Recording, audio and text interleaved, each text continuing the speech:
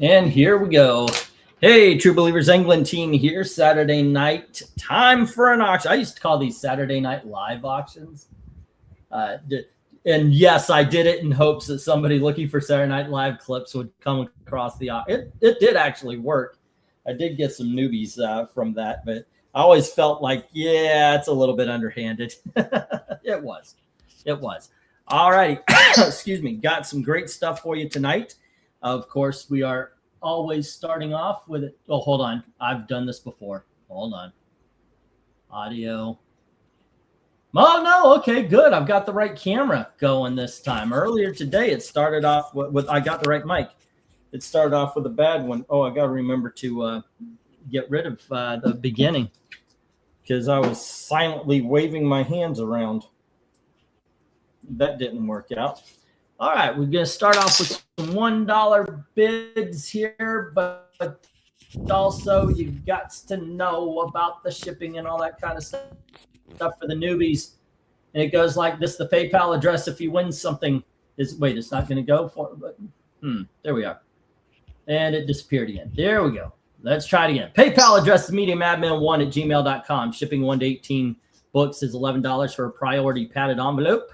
19 to 50 regular size comics goes into a medium sized box for $19. And then 51 and up, usually a short box, but I use whatever is good and safe as I can get it in order to protect you and your books from the post office. All righty. Hello to everybody in house. What's up? Let me get rid of Clifford for a little bit. Put up that $1 sign, as that's what we always begin with. And let's get this thing going. Hello. We've got Jeff Mack in the house. I only took Spanish 1 in school. Last statement of what I have no. I actually knew some Thai language and some Chinese, but I got to tell you, I haven't used it in so long. Roughly translated, nope. Okay, I don't know what the heck you're saying, and I'm not going to repeat that because I don't want my wife throwing things at me. That being said, let's get to the books on the. Here we go. We have The Realm, and this is issue number 4. And we have The Realm issue number 11, Alpha Flight number 8. We have Real Science Adventures issue number 4 and issue number 5. And we have Reaver, and this is issue number 3. And we have issue number, what looks like 5, Unknown Soldier, very rough copy. And this is issue number 205. That's why it's in the dollars. Metal Men, issue number 14. And we've got Marvel 2-in-1, issue number 52, where the Thing teams up with Moon Knight. Bidding begins at $1 each. As soon as I get to go for lot 1, go for lot 1. All righty. Cool. All right. So for those of you who were around for the unboxing this afternoon, I did tell I ended up having a fall today. And then like an old man, I took a nap, and my entire right side is just not happy. Not happy at all. Oof. As a matter of fact, it's like, I don't know. I don't think I'm bruised, but the ribs and everything on one side of my hand, it's just, oof. Getting to that age there, evil black cat. Getting to the age where a fall can take it out of me. I don't know. It is what it is, I guess. Yeah, I think I'm down to $50. Tony, you are correct, sir. You'll feel even sore tomorrow. It sucks. Yeah, it does. I didn't know I hit certain places. Like right now, my foot hurts. And I think that's where, because when I fell back, I stumbled into a couple of standing fans. I destroyed my wife's favorite. Sorry, honey.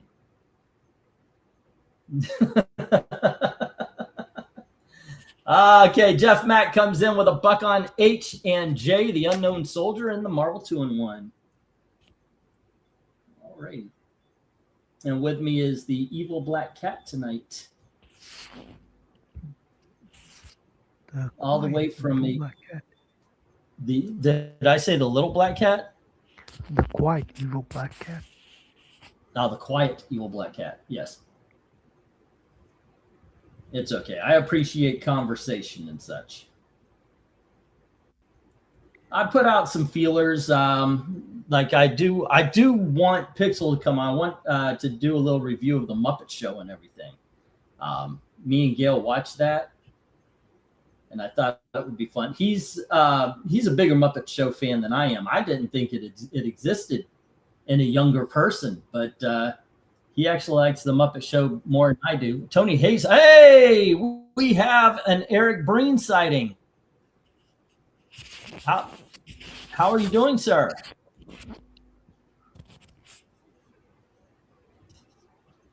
I always got to check my sound if Eric doesn't answer right away. You should maybe say something first.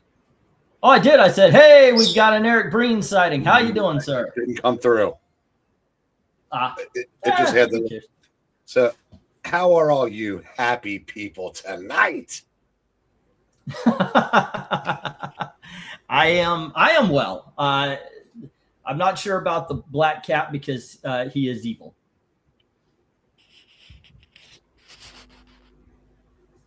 He pauses. The birds are singing. The trees are chirping. Did our sports teams win today? Carolina just beat Duke. Might be tomorrow. They took their first lead of the game with 1 second to go. What?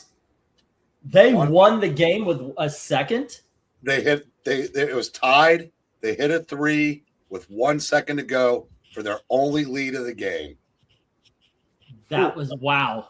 The only time they led the game was to win. That is awesome. So you're a very happy guy. Yes, I'll be back in a second. All right. If any of you want a quick flip, your local comic retailer would gladly give you $5 for the Metal Men. They're becoming harder to find and even porking. Really? I did not know that. That would explain why I'm having a hard time finding the Metal Men. Jim says a buck on eye grabbing that same Metal Men. Which he plans to sell for $5. There you go. Yeah. Okay, and Tony Hayes had that Alpha Flight. And let's see. And now he has 2 on J. Okay. 2 on J, the Marvel 2-in-1. Jeff Mack, Jim Sorensen, JM and versus JS. Isn't Breen off watching the pickleball championship or something? I'm actually surprised because you would think the Olympics would be prime Eric Breen time. Okay, Breen's happy. He must own the video of England falling. What is the Illinois score? Asked Tony Hayes. We'll get that back. By the way, I do actually like liver. And I don't mind liver cooked with onions. One of the things I really like are what do we get? Chicken gizzards or chicken lizards? It's the gizzards, right? Yeah, those are good. Did I say lizards? Yeah, gizzards or you eat the livers too. Yeah, I love those fried up with a whole bunch of hot sauce. Tony Hayes said $2 on Jay, and then Jeff Mack says $3. If I'm frying it, I prefer it to be not goat, I think. Yeah. Ooh. I like goat curry. No, liver. I forgot. Was it lamb or goat? I haven't made it in over 2 years, so kind of forgot. Is there actually a difference between the meat in goat and lamb? I don't eat enough of either to really be able to tell. Kind of. Okay. Jeff Mack, it was actually versus Tony, and Jeff Mack folds. So Tony's got the Marvel 2-in-1 right now. Let's see. Let's see. Well, you're not far off. I'm a big in more ways than one, says Eric. The opening ceremony was kind of creepy and satanic, says Zero Hero Angel. You know, I'm not surprised. Remember the whole tranny dance they did the last did you see that for the Olympics? Weird. It was weird. They're like, what the F did it have to do with the Olympics? Goat's a bit tougher if you go with House as Jim. Okay. Well, let's see. Right now we've got Unknown Soldier with Jeff Mack. We've got Tony Hayes with Marvel 2-in-1 at $4. We've got Alpha Flight to Tony Hayes at $1, and Jim has the Metal Men at $1. I'm going to get the 1-minute warning up here. So far, no love for the Realm or Real Science Adventures in the Reavers. Okay. Let me get the 1-minute warning here. By the way, the sun just came out. Okay. You're having a good day, sir. I'm glad to hear it. Glad to hear it. Oh, That is funny. I was talking to Phil before the game. I said, hand to your daughter's head, who wins this game? He just goes, Duke. And I said, yeah. I can't envision a scenario where Carolina wins. I guess I didn't envision the last second 3-pointer because they were down 12 at halftime. I mean, they were getting bad. Eric, I love the fact that you are on cloud 9 over this game. I mean, it's obvious you are riding a high on a sudden win. Did you hear what how I explained what he said? So No. he's watching this game. Your team is which one? Duke? No, the other one. I'm leaving. You know me and my memory. So anyway, his team doesn't take the lead all game, and then makes a 3-point shot. 0 seconds on the board. And turns out there was 0.4. They stormed the court, and there was a good 1,000+ people on the court. They had to clear them off to play that 0.4.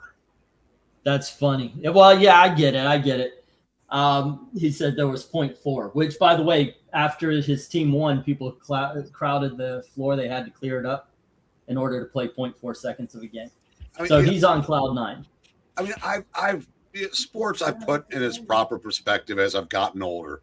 I don't let the losses bother me, but there's still Carolina beating Duke is about as good as sports gets for me. That or or Red Sox World Series. I said that because last year Duke beat Carolina 3 times. They were favored at Carolina by 5.5, and that was probably should have been more. But as I said, it's just, especially when you have no illusions that you're going to get it, and you do. It's a surprise win. Yeah. It's like my mom whenever Scotland wins curling in the Olympics. Or it's like when you get a Marvel comic and it's good.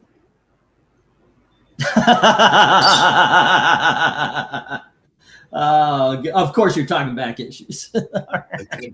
Well, yes. Oh, you almost had me there. There you go. Okay, that's a funny one.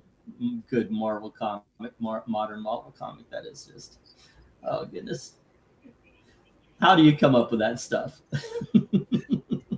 I mean, really, I said I am in a spectacular mood. Oh, that's good. That is really good. Glad to hear it. I am too. It's surprising. Other than my fall and injuries here, none of which I think could be seen. It just is a lot of internal pain. Internal, not eternal. Well, I don't know at our age. I know, right? That's actually what I told Gail. I said, at our age, the slightest injury can be permanent now. It's kind of sad. So, look on the bright side. Permanent injuries won't last long. You're gonna miss us when we're gone. Yeah. Let's see. NC and Duke is a huge rivalry. No surprise to see a minor upset, but that matchup is huge. Or Buckeyes beating that team up north, says Grand Admiral. Make Marvel great again. Would love to. Go ahead, sir. Okay, here's quick thing. Okay, Duke and Carolina have played 88 times when both teams have been ranked. 70 of them when they were both in the top 15. The last 120 games they played against each other going into tonight, 60 and 60, 5 points separating them out of 120 games. That's how even this rivalry is. But Duke has been the better team for the better part of 10 years, but still, it's amazing how similar their numbers are. We got a $2 odd C from Austin. I was about to tell him, yeah, somebody has a bid, but he put $2 on the Alpha Flight. Did I get the 1 minute warning in there? Because I was about to turn this on. I'm going to give 30 seconds, give somebody, who was it? It was Jeff. No, it was Tony Hayes. See if Tony Hayes wants to challenge him. If not, speaking of falls, Dennis Prager took a rough one in 2024. He's basically, I heard and I saw. Yeah, that's sad. Sad to see. We watched, I know this is different, but we watched a little Tim Curry retrospect. They were talking to him, and he's damn near paralyzed because of that stroke. Sad to see. It is.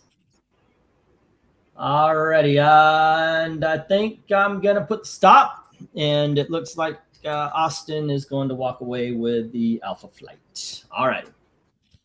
But what we got here is unknown. Well, hold on. I might as well do it properly and actually get up. Unknown Soldier, Jeff Mack at $1. Marvel 2-1, Tony Hayes at 4. Alpha Flight is with Austin at 2. And Jim has the Metal Men. All kidokies. 4 to 6. Not horrible. Not horrible. 2 of the Realm, 2 of the Real Science Adventures. There we go. 2 of the Reverts. Into the reject box. I blocked the camera so y'all don't have to look at my ugly mug. Okie dokies. 10 more books. All right, I truly recommend these. This is a real fun series from the 1980s. It's called Strike Force Moratory. This is issue number 3. And then we have issue number 4. And issue number 5. There we go. And issue number 6. Issue number 7. I feel bad for little man.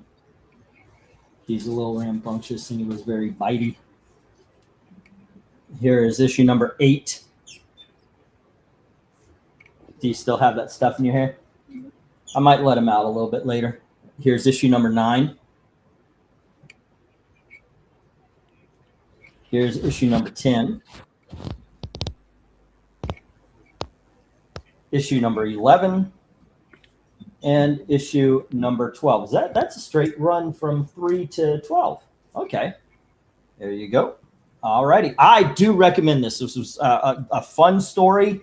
Earth is invaded. And so they come up with a way to give people superpowers to help fight the war.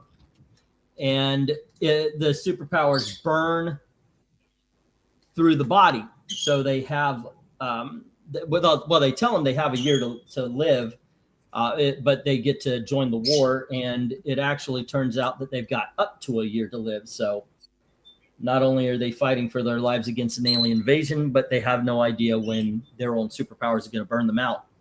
It's a lot of fun. It's a good series. Highly recommend. Let's see. I don't know who did the cover for the Alpha. Yeah, that's John Byrne. I finally watched Sinners. I really liked it. I think the hype was well deserved, says Rhaegar. Yeah, it was pretty good. Pretty good stuff. All righty. And did you guys ever read Strike Force Mortuary? I did not. Yeah, it's a good time. Yeah, I remember you mentioned, you were way into capes instead of the other stuff. I just read the Marvel What If Aliens Carter Burke Had Lived, written by Paul Reiser and his son. Great story. That sounds like it might be fun. Well, I was reading a lot of indies that weren't capes at that time too, though. Oh, okay. Like what were some of your favorite of the indies? I like capes. Badger, Nexus, Sable, stuff like that. Elementals. That was all around the same time period. Okay. I do recommend this. Jeff, you want to try something new? I'll tell you what, since I am okay, Tony Hayes came in with a buck on the lot. And with that, I'm going to put up a 1-minute warning. Give anybody a chance if they want to challenge them. There you go. And I will put Strike Force Mortuary lot.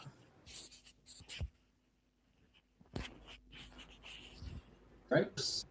Mortuary. There are two things that I particularly liked in the 80s around this time was Strike Force Mortuary and basically the new universe.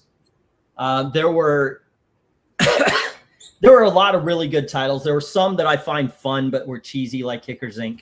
But there were some that I liked just because I actually thought they were good at the time. That's 3 through 12, and that is $2. Okay. Okay, so Austin decided that he's going to grab one right out of the middle. And he says $2 on E. So right now, Tony has 3, 4, 5, 6, 8, 9, 10, 11, and 12. All righty. Let me see. Wait and see if Tony, do you want to challenge him for this one?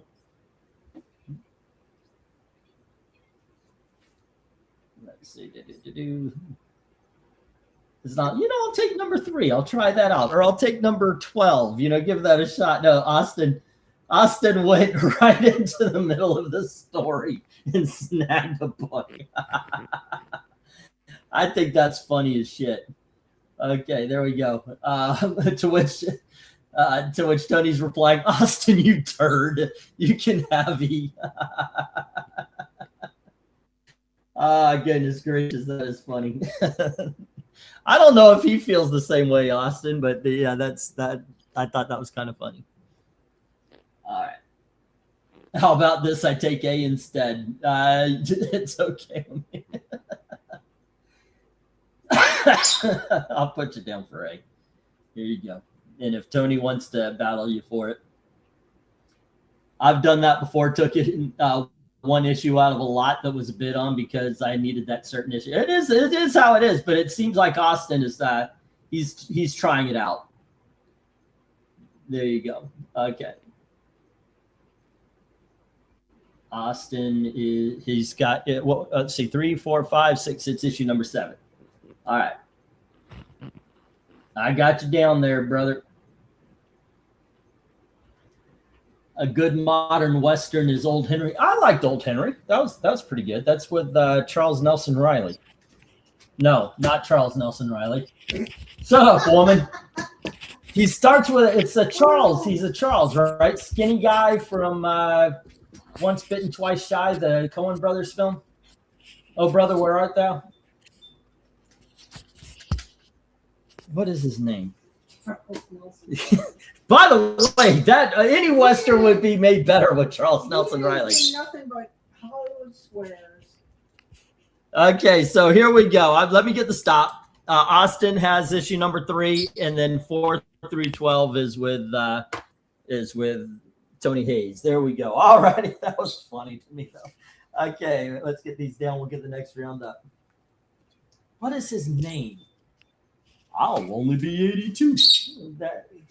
He was in Holes. He was in a couple of really good movies too. He's a good actor. He was in Curiosities show by not Blake Lively. What's that director's name? Del Toro. Oh, that's the actor. What is his freaking name? You guys see how my brain has stopped working? Yeah, I can just see Charles Nelson Riley on the horse.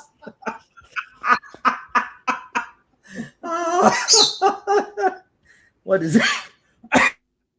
Guillermo del Toro's the yeah. All righty, guys. Let's see. Once again, like I said, there's two great things that came out of the mid '80s around the time of Strike Force Moratorium. That and the New Universe. I highly recommend you grab any that might show up on an auction, like say Justice, and that's issue number 8.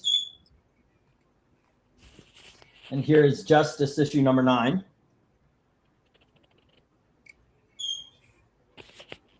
And here is Justice issue number 10. And here is Justice issue number 12. And here is Justice issue number 11. That was 12. So let's go there. There we go. 10, 11, 12. And here is issue number 13. And issue number 14. We have Justice issue number 15. Justice issue number 16. And issue number 17. There you go. Bidding begins at $1 each as soon as I get the go for lot 3. Good times. Go for lot 3. The turds are flying. What? I wasn't even thinking about that issue gap that Tony would have if I took you. That's funny. I was in a hole once, says Rhaegar. Tim Blake Nelson. Yeah, exactly. Tim Blake Nelson. That's what I said. Charles Nelson Riley, Tim Blake Nelson. You see the connection, right? Is it just me? Okay. Actually, I have found out. You guys know I've had this problem. My memory is not there as much as it used to be, and one of the reasons why is in my head I'll talk and I hit a wall, and I'll know it's not Charles Nelson Riley, but when I say that out loud, sometimes it gets me there quicker to what I really need to say. So there you go. It sounds stupid, but if you guys laugh, I'm okay with it. I'm serving up a full plate of whoop ass with a side order. Justice, says Eric and Boyd. All righty. Any love for the New Universe?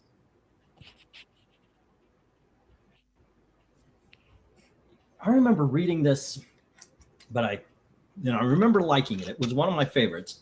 It was Justice DP7 and it was Justice DP7 and Cyforce. Those were my 3 favorites. Kickers Inc. to me is like the Rocky Horror Picture Show of comic books, so I like that one. Spitfire was okay. Oh, Night Mask was a good one as well.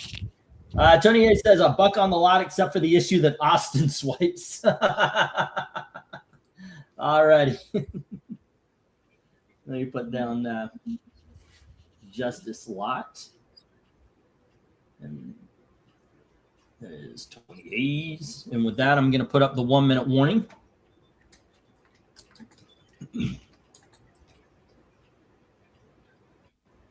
There we go.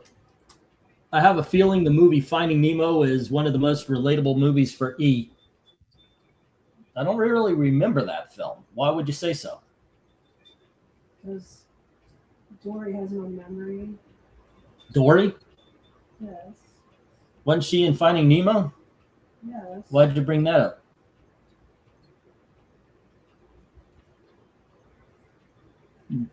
Let's see. I would join a Chicken Kickers Inc. group. Oh, wow. Why would you want to kick a chicken? Do the blue shields mean anything particularly? I know we had wrenches in the past. What's a blue shield? I mean, isn't that an insurance thing? I mean, right now it'd be good for all the falls. I think that what that is, it's a fun little thing they are doing where you get ranked. Like how many comments you put that's what they're ranking. Basically, how many comments you put up.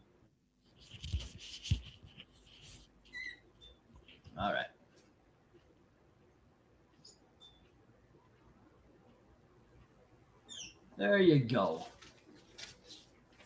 Yeah, I think that's what that's all about on YouTube. It's the it's how many comments you put up, and like number one is putting up the most comments and so forth and so on. So whatever number you are, strive to get that number one. Oh, it's not that? I got to check out YouTube. What the hell are y'all talking about? The blue shields. Do you know what this is about, Evil Black Cat? I think they just replaced the check. What do you call it? The wrenches with shields. The wrenches? Yeah. Oh, okay. So if the wrenches are gone, because I'm still seeing wrenches on StreamYard. So to me, that's what that is. Sorry, once again, detracted from the auction. Says no, it's good. You're doing good. Instead of a wrench, we've got a shield. Okay, well, there you go. We all have wonky shields regardless. Do you have Yarnell? I mean, it's important to have shields, but do you have Yarnell? Because they do go together, like peanut butter and jelly. All right, let me get stopped. Who the fuck Tony, do you think is going to get that other than me? There are some old farts in our chat, dude. One person got the shields and Yarnell reference. Please let me know if you are an old fart like myself and Eric who may have gotten the shields and Yarnell. That is, you're right. That isn't exactly a timely reference. Gail, did you get it? Gail didn't even get it. That was a she is reference to much, when Marvel was timely. That's true. That's true. All right. Tony Hayes has the lot, ladies and gentlemen. We'll bring this down, get the next round up. There we go. Okie dokies. Oh. And we're heading on to some $2 books. Hope it doesn't do that all. I'm gonna get. Oh, I was about to put up a comic book for us to rank. There we go. The $2 and 1, 2, 3, 4, 5, 6, 7, 8, 9, and 10. All right, kids. I don't know what this is actually. It's called Final Faction First Impact. It's polybagged. The polybag doesn't have one of those seams down the middle, though. I have no idea what this is from. It doesn't even have a, like, this is from this kind of comics. But there you go. Final Faction First Impact number 1. Elf Quest number 1. All righty. Book is still good, even though Wendy Peeney decided to put her 2 cents in. What? Wendy Peeney. That's her name. Write on it? Say again? She wrote on it? No. She wrote the book. The Peenies are actually a famous couple. They made a book called Elf Quest. And just recently she was like, oh my goodness, those Ice Agents are Nazis. I was like, shut up, just write Elf Quest. Here's Teenage Mutant Ninja Turtles from the Archie Adventure series. This is issue number 14. This is, as I like to say, a very well lived in copy. There you go. And then we have issue number 348 of Captain America. And we have issue number 300. I thought I put these in order. Hold on. Oh, I've got these in backwards order. Okay. All righty. Here's 338. Oh, no, I'm sorry. 344, which is where I guess this time President Reagan was a snake instead of Nixon. And then we have 339. And we have 338. Here's Captain America, issue number 322. By the way, that's what Flag Smasher is supposed to look like. It's not supposed to be a am I selling like the first appearance real cheap here? And here is issue number 320. I don't know what his first appearance is. And then here is issue number 319. Bidding begins at $2 each as soon as I get the go for lot 4.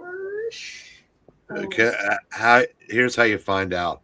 You go on Comic Book Realm, you look in the early 300s.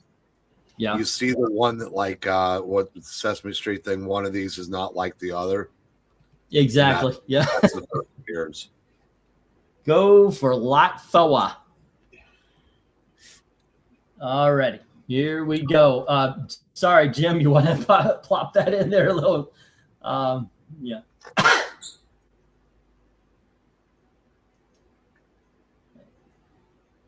Okay, we got a bid on the.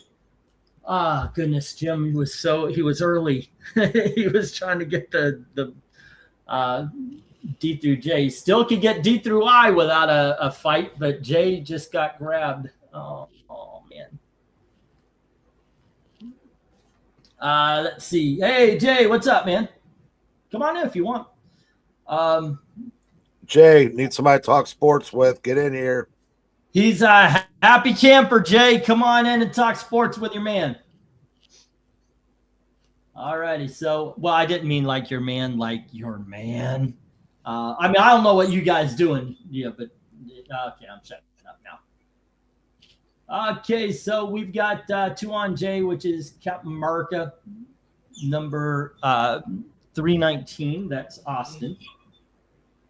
Captain America, 319, Austin.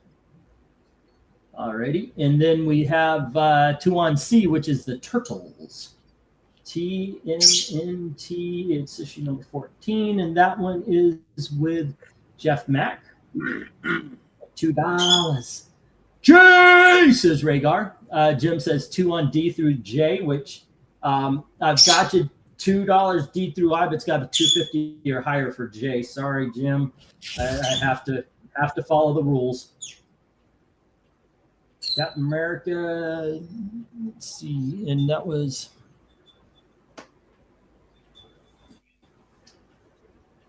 Oh, I and J are a must, says Tony Hayes. Can't tonight, have to go to bed soon, says Jay. Talk about those Seahawks. So who are you for on? Oh, by the way, on every Super Bowl for the last 4 years, we've been having a live stream where we watch the Super Bowl and chat and just kind of hang out if you guys want to join us. I'm assuming you're okay with that, Eric. If you're not, just say the word. But I was assuming we were going to do that. Yeah, I was planning on it. 348, 344. 239. Gail's looking forward to it.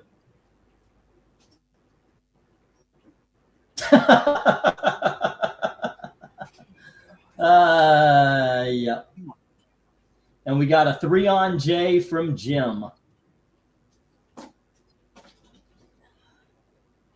You know what? We'll have to downstairs built up. We'll get that for you. Yeah. You said really like you don't believe me, right? Bum, bum, da-da-da-da-da-da-dum. All right. So, are you an Olympics watcher, Eric? No, I have a penis. Okay. That is the Olympics really a woman's thing to watch? It should be broadcast on Hallmark. Okay. It's, Hunter something or Hunter S. in his post-event interview said he has mixed feelings about representing America. I heard that. Yeah, and another lesbos skater said, Trump's mean to the gays, and I'm dedicating these Olympics to LGBTQ, blah, blah, blah, blah. I said, and you know what? I don't care about that. The guy that's, like I said, if you're representing America, represent America. Bash it on your own fucking time. And it's all just a bunch of, human interest puff pieces. And I said, it's a 2-week chick flick. And it's so goddamn anti-American at this point. Okay, 2-week chick flick. That you couldn't pay me to watch them. And I haven't for years. I did see one guy said, I did see one guy say that I play sports, so I'm not here to talk about politics. I did see one guy say that. And I saw some black girl say that, black people are oppressed. She's like the highest paid female sports star in America. That's what I heard. And she's bad mouthing America, saying black people are oppressed. These people are ridiculous, but yeah. Let's see. Dallas Cowboys will not be participating tomorrow night. Go ahead. Sorry. There was the one black girl that was like wrapped in the flag, saying she, quote, freaking loves representing America. That was great. I said, yeah, then you got that guy that, looks like a date rapist. Bad mouthing. Nah, I said, you can have them. Okay. Oh, Jay's turning 50 in May. Rookie. Now, of course, Eric can say the same thing about me. I'm gonna be 50. I gotta go Betty bye. That's right. I said that. Come on here and shut me up. I dare you.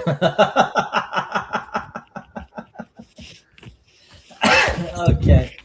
Let's see. We got the 1 minute warning at this moment in time. Jim has the Captain Americas. 319 is at $3 each, and the rest of them are at $2 each. And then Jeff has the Teenage Mutant Ninja Turtles, No Love for Final Faction, or Elf Quest. There you go. Eric and Boyd continues to write stuff that I am not going to read out loud. Man, my wife is in the room. Have some respect, right, Gailey? Yeah, your ears do not need to hear vulgar and vile stuff. Am I right, Gailey? You don't need somebody talking that kind of filth. Right, honey? Keep that to yourself, please. Right. Oh, is that the joke? Because I've heard it all before. Because, yeah, I'm not exactly living up to that. Well, you've said some sick things too, and I have a feeling the reason why I say some ridiculously sick things is because of your influence. Oh, sure. Yep. I was such a good kid. Well, There's something that I'm curious about. How come whenever garbage cans are introduced to a wrestling match, it's always a brand new can?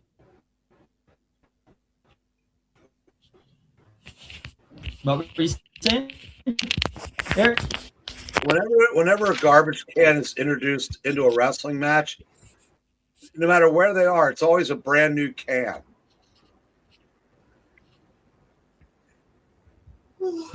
Yeah, that's true. It's not filled with or even the wet slime that falls out of a garbage can. You're right. And who uses garbage cans anymore? They're all those, yeah, city provided rolling, can stand up to 80-mile-an-hour wind. Or just litter. There's not anything in the can, so they're not even littering. Oh, well, that's enough of that. Back to basketball. Okay, let me write this. See, 348, 344, 338. Man, I can barely hear you guys over all those birds singing. He's in a good mood, kids. Now's the time to ask him for money. What money? That's the question. The money you'd get if you'd watch the Olympics. They watch you what? Would you accept money to watch the Olympics? Would you pay to watch the? Would you? Yeah, that's what he said, I guess. Yeah, I can be bought, but it's still rather not. Yeah.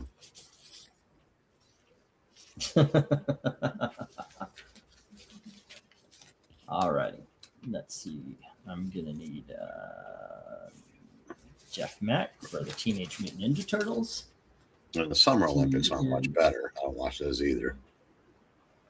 Well, in my opinion, I remember watching the track races and all that kind of stuff. The hockey games were a lot of fun when I was a kid. I remember enjoying those. Gymnastics I liked. I don't think I've watched an Olympics, though, in about 12, 20 years. I just lost interest. It was just done with me. That's it. Like one day it was like, yeah, I'm done. And that was... Well, it's what I remember once upon a time they were interesting and fun, just like Marvel Comics. Yeah. But at some point, you got to realize it's just not for you anymore. You know, I mean, the Olympics, the Winter Olympics are tailored for progressive white Karens.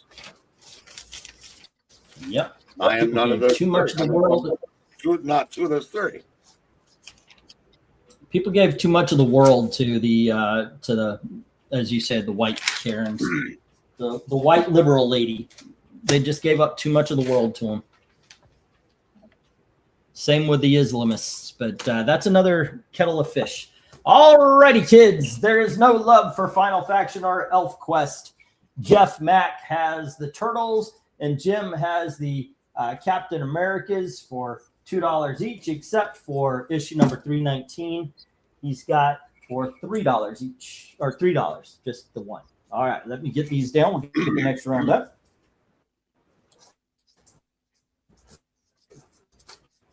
Okay, here we go, kids. Next, still $2. We have issue 309 of the Avengers. There we go. And we have issue number 310. And here is 312. We have issue number 316. Here's Avengers issue number 317. And we have Avengers issue number 318. Here's Avengers issue number 319.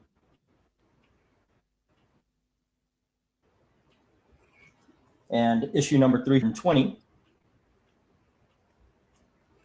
307. Whoops, I have these out of order a little bit.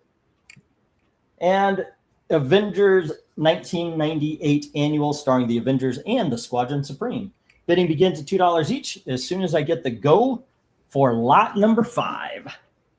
So I'm being asked, did I win my bets during the Pro Bowl game?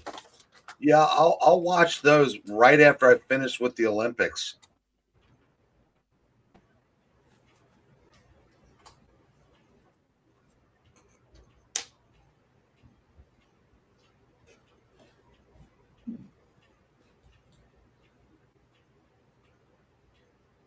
Okay. I heard right af, but didn't hear the joke. I'm not a fan. I'll watch that right after. I'll watch the Pro Bowl games right after the Olympics. I kind of figured that was the punchline thing.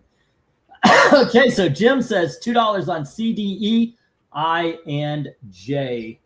Alrighty, C. I think Perez might have done the interiors on that annual. Oh, yeah? I'm not sure, but Squadron Supreme by Perez. Not bad. I don't know. I'm not sure, but is that the 98 annual? Yeah. Let's see, 312, 316, 317 on CD and E. Avengers 317. And then what were the other two? I and J, which is 307 and the annual. All righty. Nope, Carlos Pacheco. Never mind. 1998 annual. All to Jim so far. Are the Olympics in Europe? Yeah, where are they? I think they discontinued the line, which is nuts because it seems pretty dedicated fan base. What happens if a comic reader would only collect annuals? How would his experience be? I don't know. But there may be an entire month. I decided that an entire season, I should say. I decided that I think it's season 21 is going to be completely annuals. I was just having fun putting stuff together, and I started looking for annuals for us to take a look at, because we were talking about doing this where we would look at more like Fantastic Four, the ones with a whole bunch of, with 12 or more annuals. And we never really did. We did Avengers annuals 1 through 12. So I figured, okay, we'll do 13 through 24 on those. And I grabbed on to so far Fantastic Four, Amazing Spider-Man, Batman, a couple of others. So I'm pretty sure I'm going to get all the good ones. So any that you think I should absolutely not miss there, Mr. Breen? That's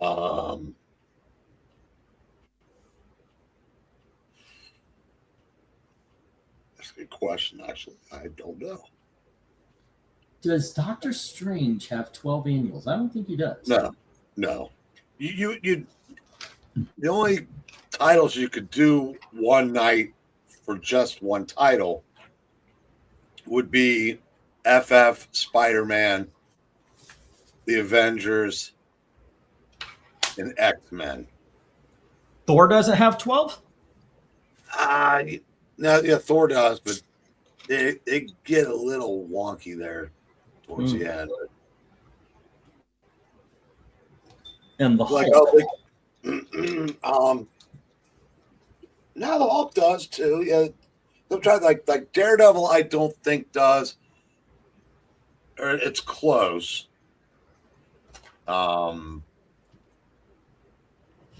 Yeah, I don't know that many more beyond that. Captain America and Iron Man have you? Yeah, the big characters too. I keep forgetting that they did those annuals in the 90s, but like the Doctor Stranges of the world, don't come close. Okay, well, Tony came in with and grabbed the other books, the ones that Jim didn't. So he's got, let's see, Avengers. And that's A, and that is Avengers number 308, right? 308. 308. And then he's got Avengers 310. And F is issue number 318 with Nebula. I saw a show, a video, and it was talking about undervalued first appearances, and her copy came up. Her first appearance came up. Whose? Nebula.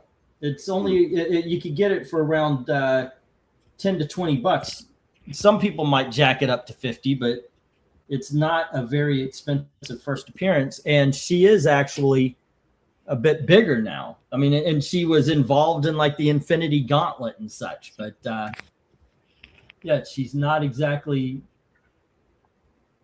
a well sought after character when it comes to first appearances. 320.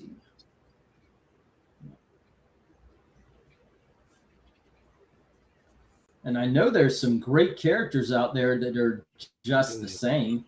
I think possibly the worst of them is the Connor Kent Superboy. You get that for $5.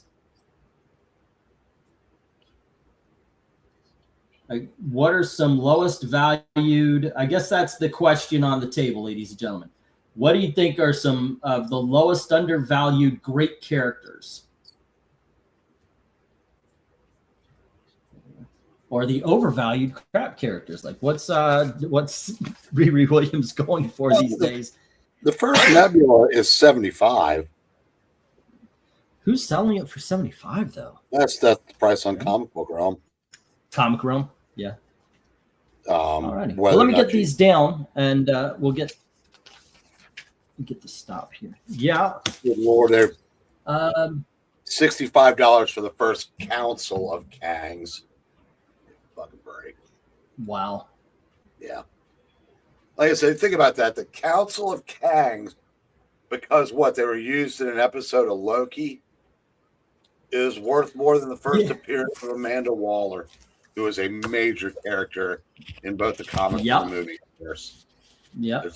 By the way,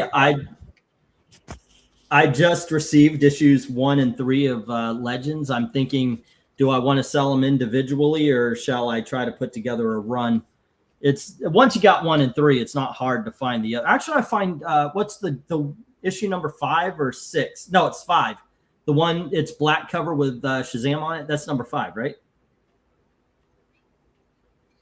That one. Sure, and 6 is the one with the new Justice League on the cover. Yes. Okay. Yeah. All right. Let's get these down. We're going to get the next round up. Overvalued is invincible. I kind of agree with that. But it is. Yeah, I know people go crazy for it. Okay, so yeah, Breen, what was the character again? What's that? The character from Legends that you were talking about. Amanda Wawa. Respect her authority. okay, so according to have a good night, Jay.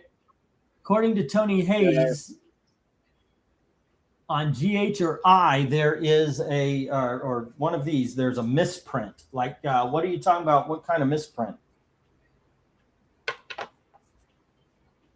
Okay, confrontation.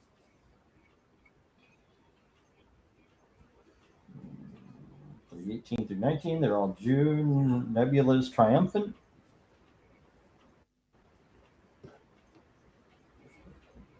I don't know. Crossing the line early August? Okay. Okay, let me, here you go. These are going to Jim and or Tony Hayes. Give me just a second. I'll actually read off the thing here. Let me just pull these down. All right. Not too shabby. I think the entire $2. Yeah, those both lots got taken. We're going to do our first big dog lot. This is new. Kind of look at the crossing line number, says Tony. Okay, I will do that. Let's see. We've got part 2 of 6 on one of them. Part 1 of 6, that's 319. Issue number 320 says part 2 of 6. Let's see. Was there another crossing lines? Yeah, that's what I see. Sorry, man. I doesn't look like a misprint, but I don't know. Good books out of the way. And let's get some big dog. Issue 80 of a 4-part. This is the second. Say again. Issue it was a 80 4-part? No, that's Transformers. Okay, kids. Next up, we have Shadow of the Bat, the polybagged version of this issue number 1. First appearance of Zaz. And then we have Detective Comics, issue number 450, which does have a little bit of like a dirt on the white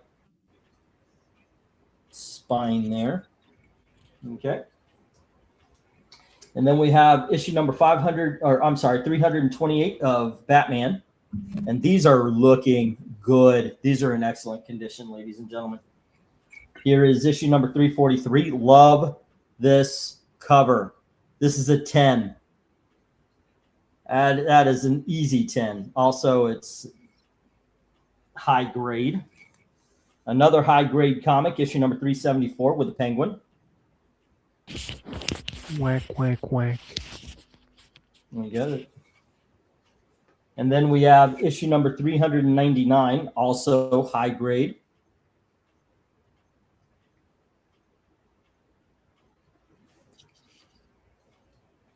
And 540 of Detective Comics with Scarecrow. Mr. King is not here. Mrs. King is not around, but Scarecrow is, ladies and gentlemen. Yeah, another reference that only old people get.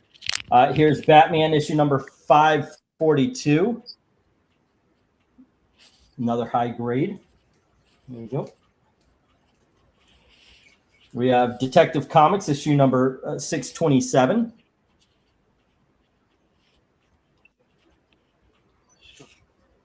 And finally, the first appearance of Spoiler, issue number 647 of Detective Comics. There we go.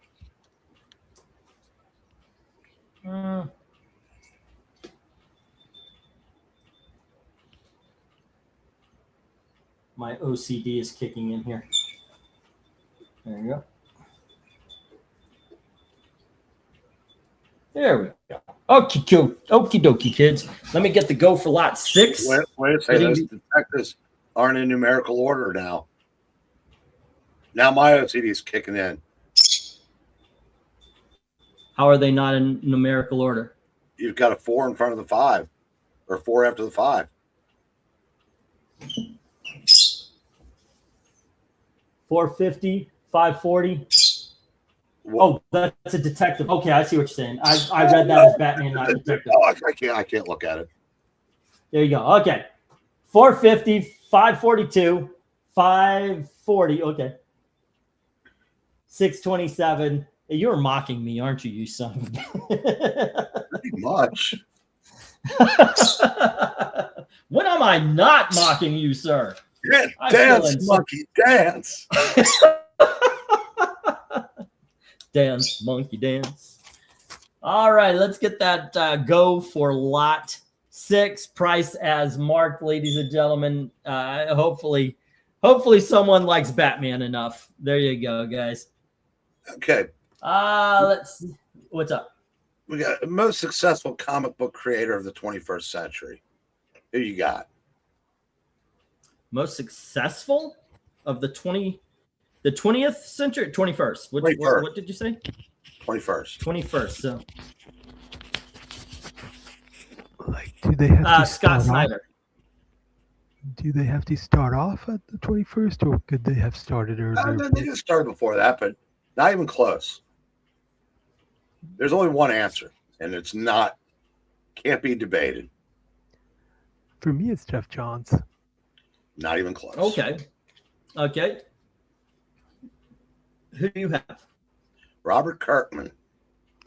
Shit, yeah. Oh my gosh. I was actually thinking straight up comics. In 2003, he introduced 2 series that if you want the 2 first issues, you got to pony up $2,450.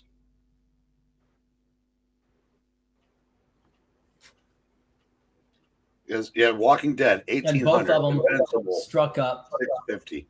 TV shows with Very successful TV shows.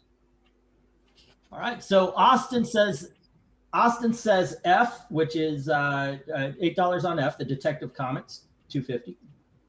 Not bad for a fat Not nerd. $250, $450. I know, right? Yeah, Jetcom $450. I'm still sticking with my answer because of the story. Let's see. Then we have Jim saying successful. Jim says $8 on EF and H. Well, it's got to be $8.50 or higher on F, but I've got them for the Batman. What was that issue number? 389. I mean, I'd rather read Jeff Johns and Robert Kirkman any day of the week, but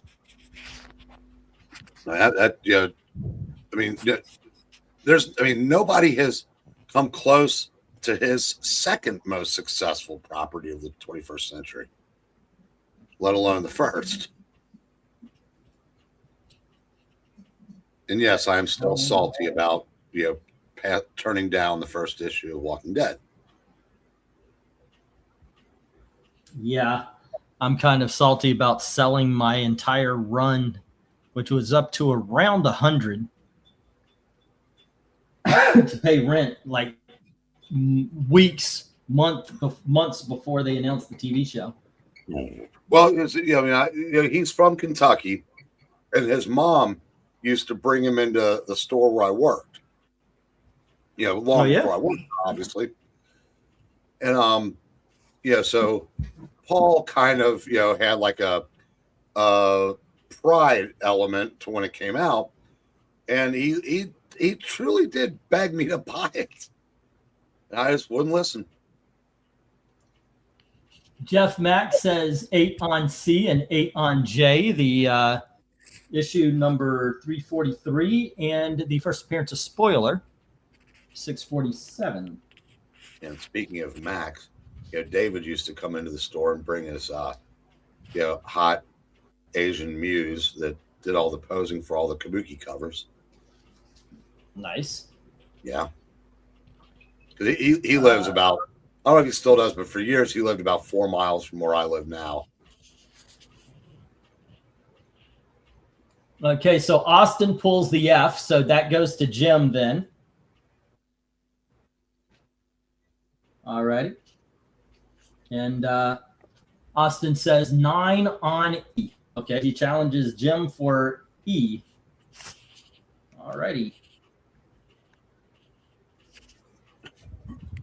I believe Avengers 323 has a misprint on the cover. It's supposed to be part 5 of the Crossing Line saga, but it says part 4. Okay. Carol and Daryl should have been dead 50 times over, and series is still going. Yep, $9 on J, says Jim. Going for that Detective Comics. 647. Okay, so where do we stand here? Where do we stand? Issues. We've got F, and that is with Jim at 8. And let's see, no love for G. G has not been taken yet. And H, excuse me, is with Jim at 8. And then issue number 343, which is C, is with Jeff Mack. And Jim just put a $9 bid on J, issue number 647. No love for the Shadow of the Bat, first appearance is Zaz, or B, or D. No love for D, and no love for G or I. Okay, so some books up there still without bids.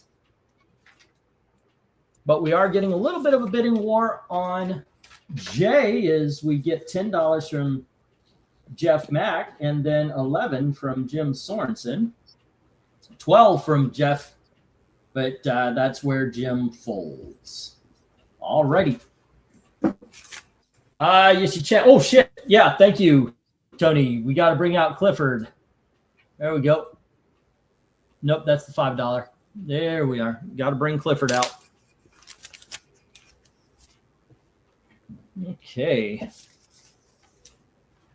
Fun times. It is a good day. Aside from sore ribs, sore arms, the hurt hand and foot, and the shoulder that just seems to be like in a permanent ache, yeah, everything's cool. What did you do? Actually am gonna get. I was carrying some dishes out of our room, and I've got boxes near the door. So I opened the door, but I had to back up in order to get through the door. And when I did, I just lost my footing, and I fell into our standing fans. We've got a couple of rotatings, and it just, I don't know what happened after that. I just lost my battle with gravity. I destroyed the head of one of the fans. It still works. It's pointed down like the Luxo lamp. And I caught myself on my right arm and shoulder, but I caught it on top of the fan, and that kind of just drug it down until it hit the floor. And my entire arm and shoulder and ribs and the whole nine. I mean, that's where I got that pain from. Okay. I'm going to rewrite that for you. Okay. Okay. All right. I was outside helping one of my neighbors get their car out of the snow. I was pushing it by myself because there was no one else to help. I got the car out as another car was losing control and skidded right into me. It knocked me into a snowdrift where an icicle fell and impaled on my shoulder. Heroically, I pulled the icicle out of my shoulder and went and helped the lady who had had a heart attack trying to drive her car. And I helped her get to the hospital, refusing treatment myself, and now I'm home convalescing. Well, I thought that was all implied in what I said, but yeah, you're right. It sounds better than I tripped over dishes and fell into a fan. Yeah, Does it just sound a little bit.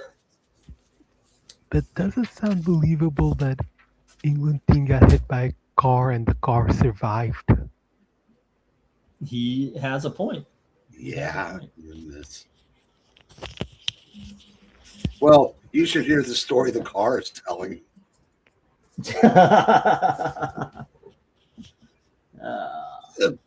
And the Michelin Man bounced off of me. The Michelin Man. Oh, goodness. It is the respect that we come for, ladies and gentlemen. Oh, goodness. All right. Yeah, how are we all of a doing sudden, those here? weeks I think not so bad after all, were they? Can I just do $2 on this lot and say our old price labels on bagged covers? You know what? Now that you mention it, no.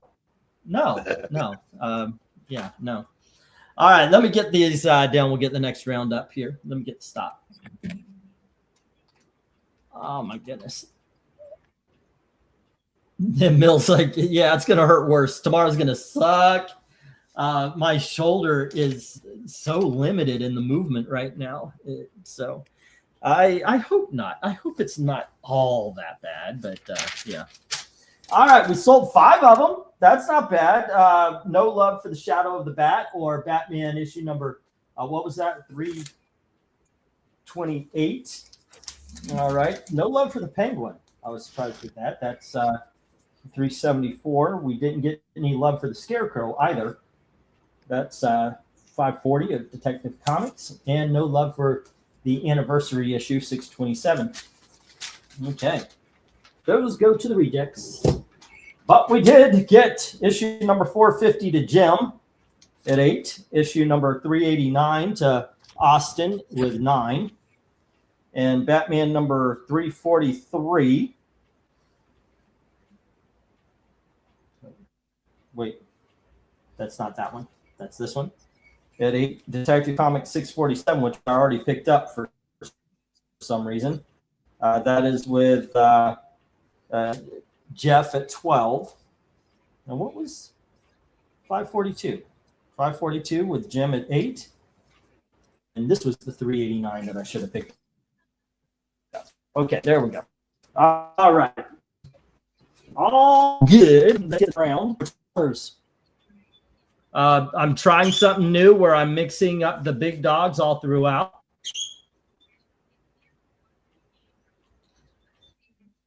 Did Mills say D? I didn't. Fell for days. Here's one. $8 on D, says Mill. Okay, yes. It did go by, and I did not see it, but I shall write that down. That was the one with a penguin. All right.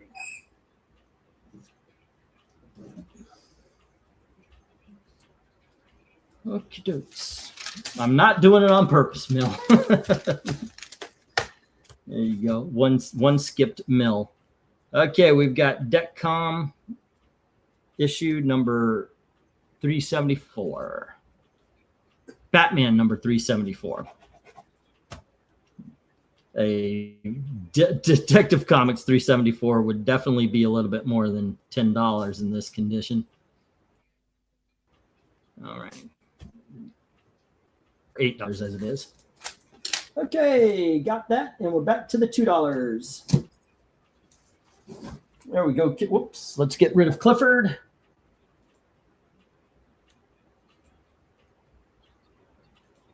Let's see what we got here, because yes, you're right. I do need to check out those the chat. England Team's chat is so far behind. Yep. Where is the Batman? He's here in this lot. Also, Icicle was infused with kryptonite. England Team needs to stay away from ice holes.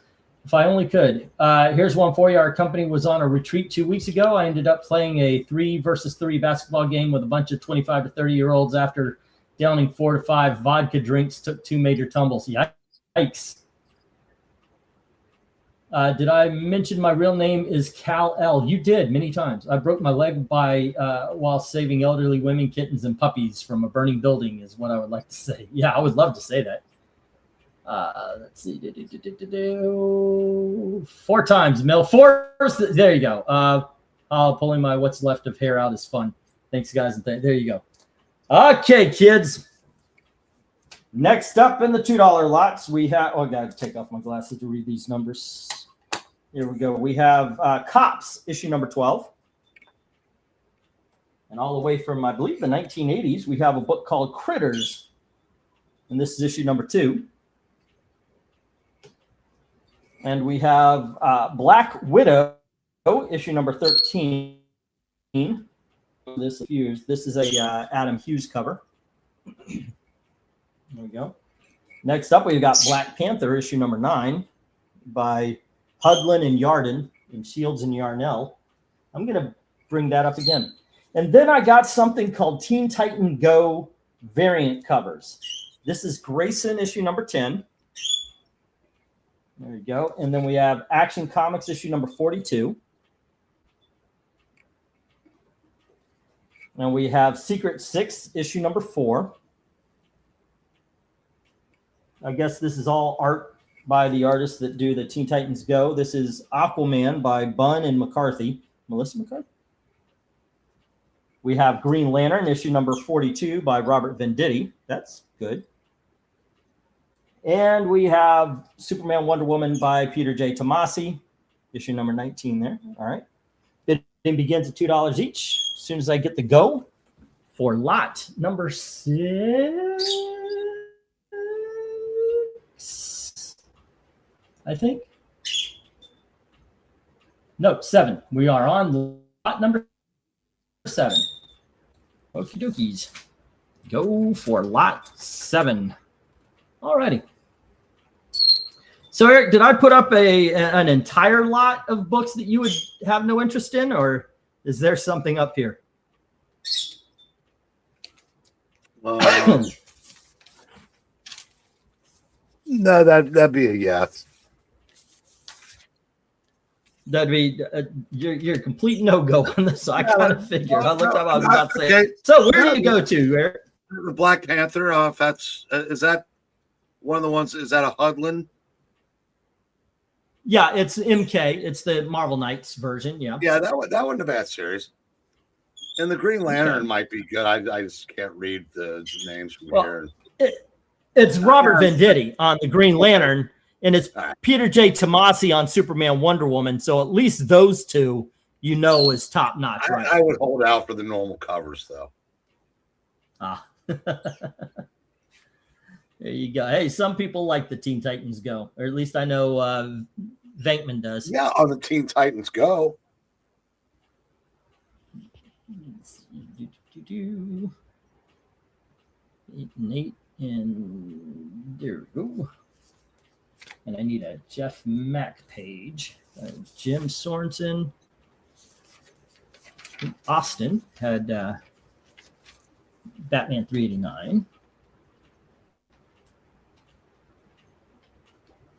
Okay, and that was at 9. And then we have, like I said, Jeff Mack is next. Okay, and I did get Mills. Yep. And Jeff Mack had Batman 343 and Detective 647. All right. Batman 343 and Detective Detcom 647 at 12.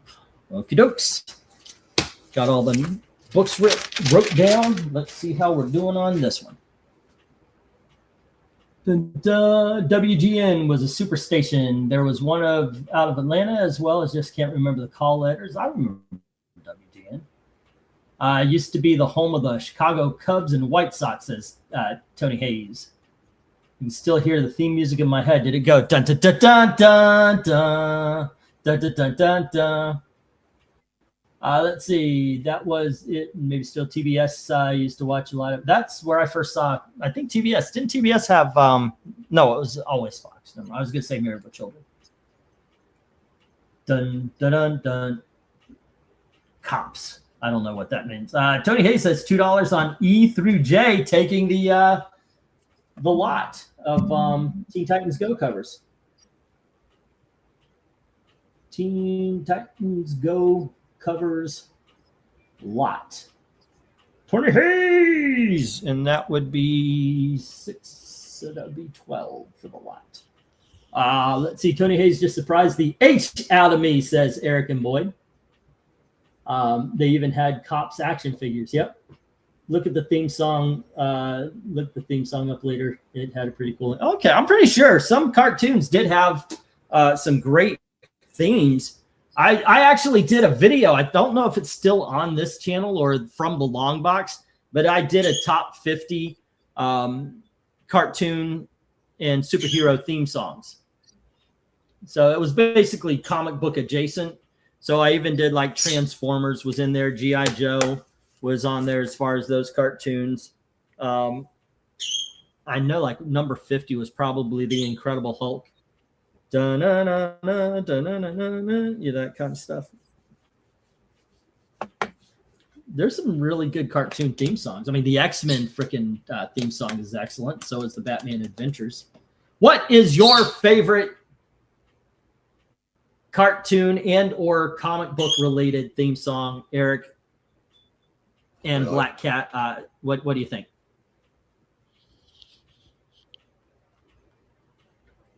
And in the chat, what is your favorite? I don't know. One. Really? No. Okay. Not even like the Green Hornet. No, that's not a cartoon. Well, I said comic book adjacent. Yeah. Okay, then yeah, that one I like. Actually, the original, the Spider-Man 67, that was cool. Oh yeah, Spider-Man does whatever. Yeah, that's awesome. That is awesome. Let's see. There was a guy with a robot dog, and the main villain was pretty much Fat Scarface. Huh. Best thing about Fox in the early days is how anti-political they were. ABC, CBS, NBC would show the president making a speech, not Fox. That's true. That I remember that. My favorite cartoon theme song is Danny Phantom. Do not remember that one. That's a little bit after my time. I don't really want them, but a collection started is a collection finished, I guess, says Tony Hayes. I love the cover of G. It's funny. The monkey and the fish. There you go. I got to take a piss. Don't let Jim buy anything while I'm gone, says Tony. I can't make a promise, but here's the stop. Tony Hayes has the Teen Titans Go covers. Everything else hits the reject box. I got to admit, I kind of saw that going in the opposite direction. And I am going. What were you saying? Batman. Yeah, I am going with Batman the animated series for mine. Oh, that's such great music, man. It really is. I mean, even like just the regular. I used to play on this thing, on this channel with videos. I used to play. There's an episode where Joker is gassing the city.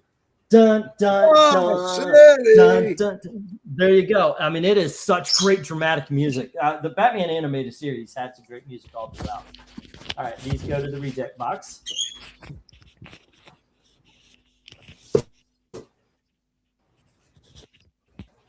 Okay.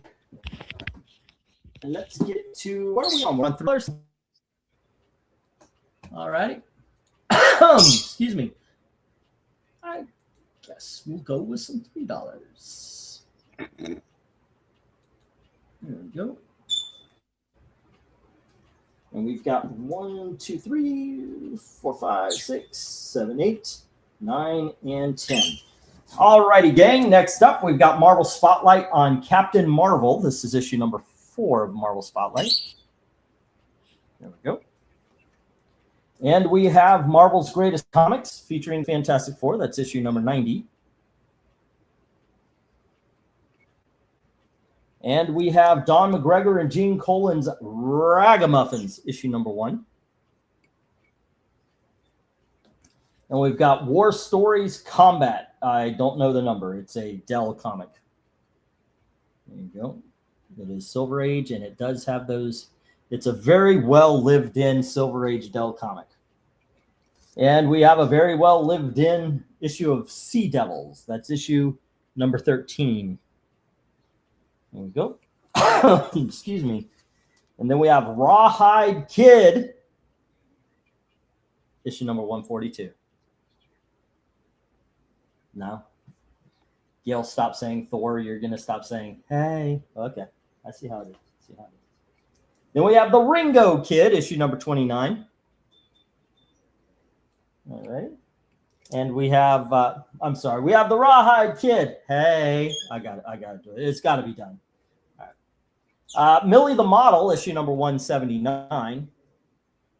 This would definitely be a bigger dog, but you do have a staple pop and what looks like a tear on the cover right there. All right.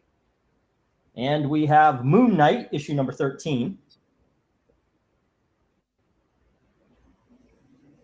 And we have from the later series, Moon Knight number 4. Fist of Khonshu Moon Knight. There we go. All right, bidding begins at $3 each as soon as I get the go for lot number 8. Here we go. Go for lot 8. There we are. There's another cool one that not a lot of people know about called Botsmaster. Here we go. Lot number 8, $3 books, ladies and gentlemen. And right away, Austin says 3 on H, which is the Millie the Model. And Jim says 3 on E, which is the Sea Devils, and the J, which is the Fist of Khonshu Moon Knight. Jeff Mack gets the other Moon Knight. All righty. Let's see. Tony Hayes' last lot had the Teen Titans Go cover lot.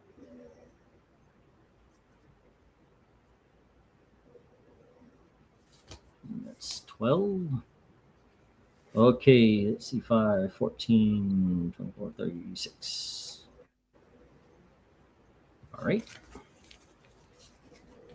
Which would be... There you go. Okay. Excuse me. Now I have to write down the others that I just see. Once again, 3 on H from Austin, which is Millie the Model.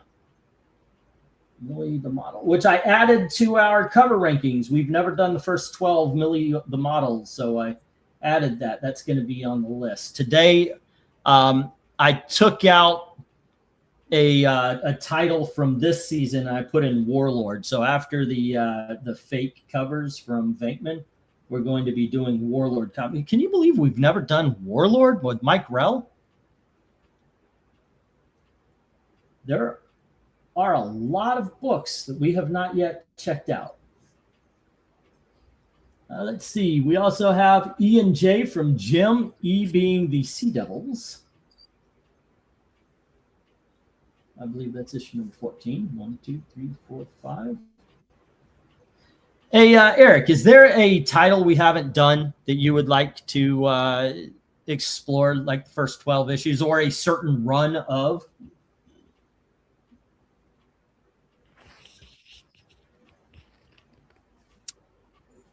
Good question. Because I'm making seasons up right now, and if you have something, you're the one that came up with it, like the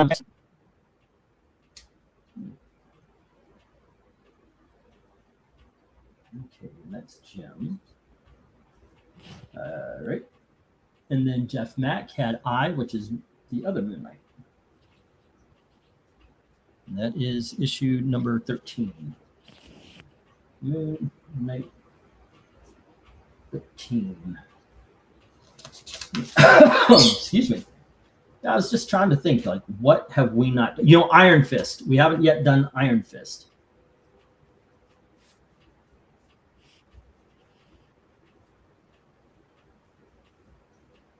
I guess we would start in Marvel Premiere, right? Yeah. Yeah. But I would go straight to the regular series. 15. You think so? Yeah. All Byrne and Kane covers. Yeah. Okay. That is Jeff Mack.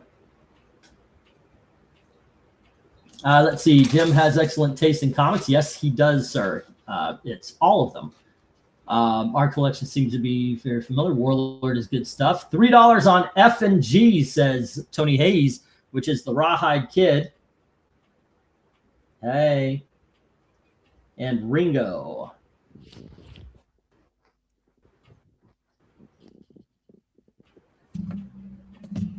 And that's Tony Hayes at $3. Okay, and if I remember, now we have the entire bottom row is taken, and the Sea Devils are taken. No love for the Marvel Spotlight, Captain Marvel, the Fantastic Four, or Ragamuffins, or the War Stories Combat. Not yet, anyway. Let's see what we get. Well, it's a $3 start there, Mill. So do you want 3 on A? Oh, there you go. Yes, I see it. Okay, so we get 3 on A for Mill, which is the Marvel Spotlight. Okay. And then he challenges Jeff for the Moon Knight.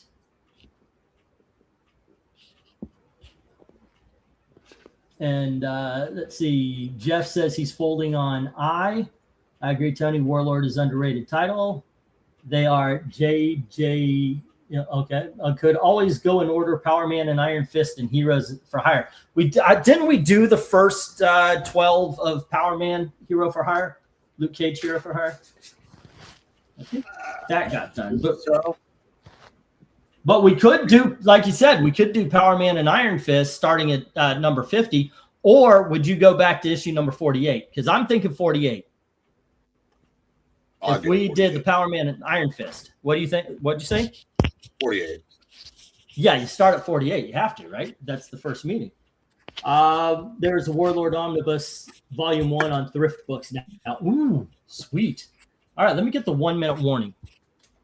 And Zach appreciates that you started with Power Man and Iron Fist. Of course. All righty, so Mill has the Captain Marvel. Jim has the Sea Devils. And if I remember correctly, Tony Hayes has the 2 Westerns, Rawhide Kid and the Ringo Kid. Austin has Millie the Model. Right now, Mill has Moon Knight number 13 at 4, and Jim has the Fist of Khonshu Moon Knight at 3. And that's where we stand. But there you go. But I try to fill my stuff with anything having Daredevil on the cover. Ooh, you're a Daredevil fan. Sweet. Who is Zach? I know, right? I tend to have a memory that he was somebody who came here a couple of times. I don't know. Could be wrong.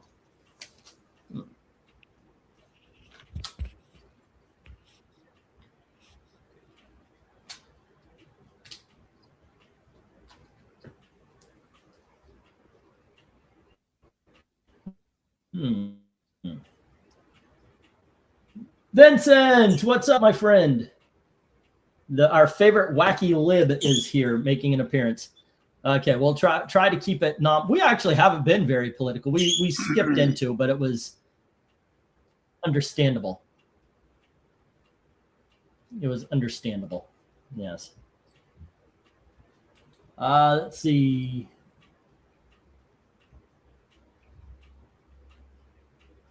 What are we talking about there with Eric and Boyd? I like Moon Knight, but not big on Daredevil, says Jeff Mack. I don't get that. Follow Eric and Boyd first. And Austin says, who is John Galt? I think he's a linebacker, right? San Francisco 49ers, something like that. I don't know. I don't golf, so I don't know all the names. Wow.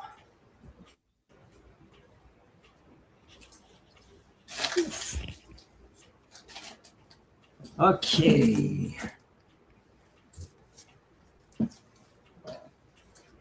Fun times. What do we got going on, guys? I'm going to put the 1 minute warning up.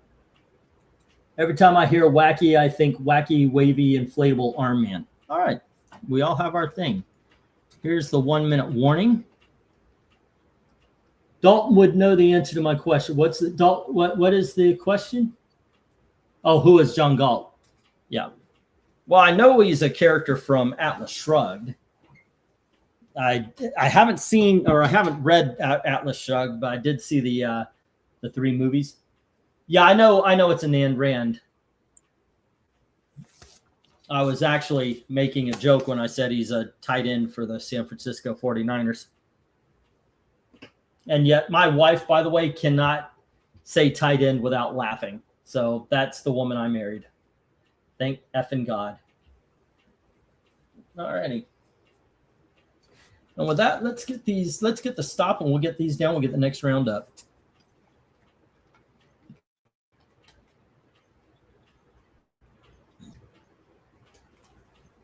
Okay.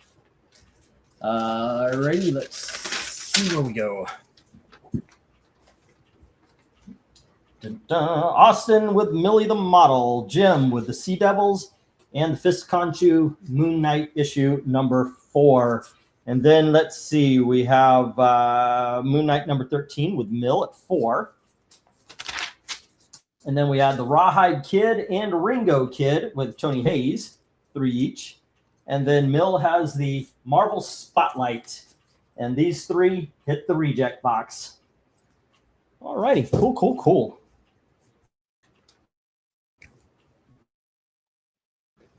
Get these into the good box. And we've got one more with we've got Mouse Adventures. And here is Mickey Mouse Adventures, issue number 11. And we have Mickey and Donald. Now, this is a double-sized issue, number 18. There you go. And we have DuckTales, issue number 17. And here is DuckTales, issue number 18. We've got the Pinocchio book that seems to be popping up in every collection I buy these days. If you guys ever go, wow, I see that book a lot. Yeah, I think that way too a lot. But here you go. We've got Donald Duck Adventures, issue number 26. Walt Disney's Donald Duck, issue number 256. And issue number 266. And then issue number 351. Bidding begins at $3 each. As soon as I get the go for lot number 9, I believe we're on already, right? That last one was 8. I'm not paying any attention. I don't know. Oh, me either. I obviously, yeah, I got to 1 mornings on that last one. So I really wasn't paying attention. Okay, let's get the go for lot 9. There we go. Fun times. Once I got to say, I haven't pitched these books in a long time. I just kind of put them up there, but I was subscribed to these. These were in my pull list back in the 90s. They are a bunch of fun.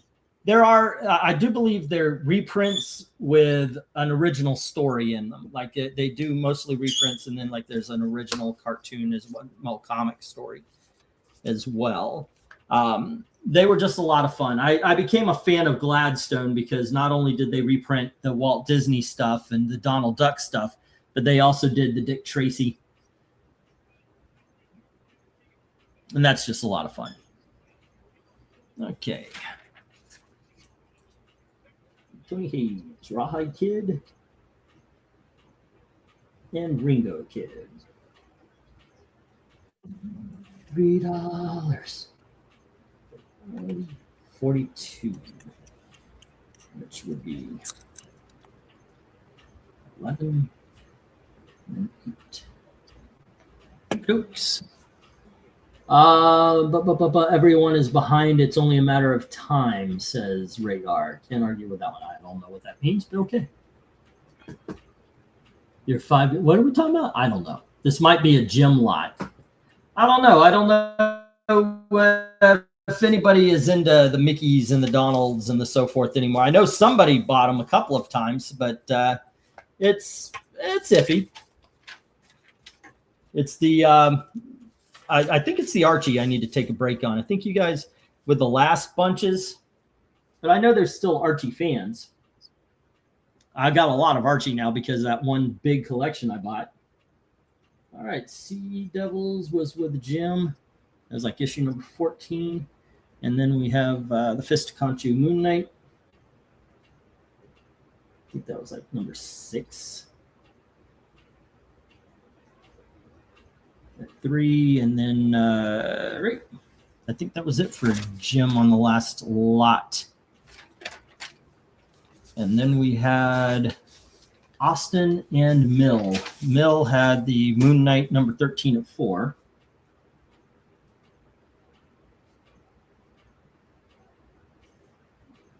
Okay.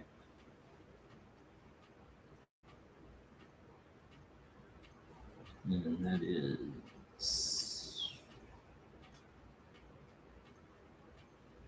And there was another one, right? For the last Marvel Spotlight 4. Marvel Spot 4, 3. Okay. Boom, boom, ain't it great to be crazy? Singing and dancing that whole day through. Let's see, is there any takers on the Mickey lot? Nope, and it has been a couple of minutes. I'm just going to read the room and put stop. All righty, are we talking about who is everyone going in for the Super Bowl? Well, being a Florida person and a fan of Miami Dolphins, I believe the old adage, anyone but the Patriots. Okay, let me get these down. We'll get the next round up. How about you, Eric? Who are you going for? Well, now I'm going for the Patriots. No, All right.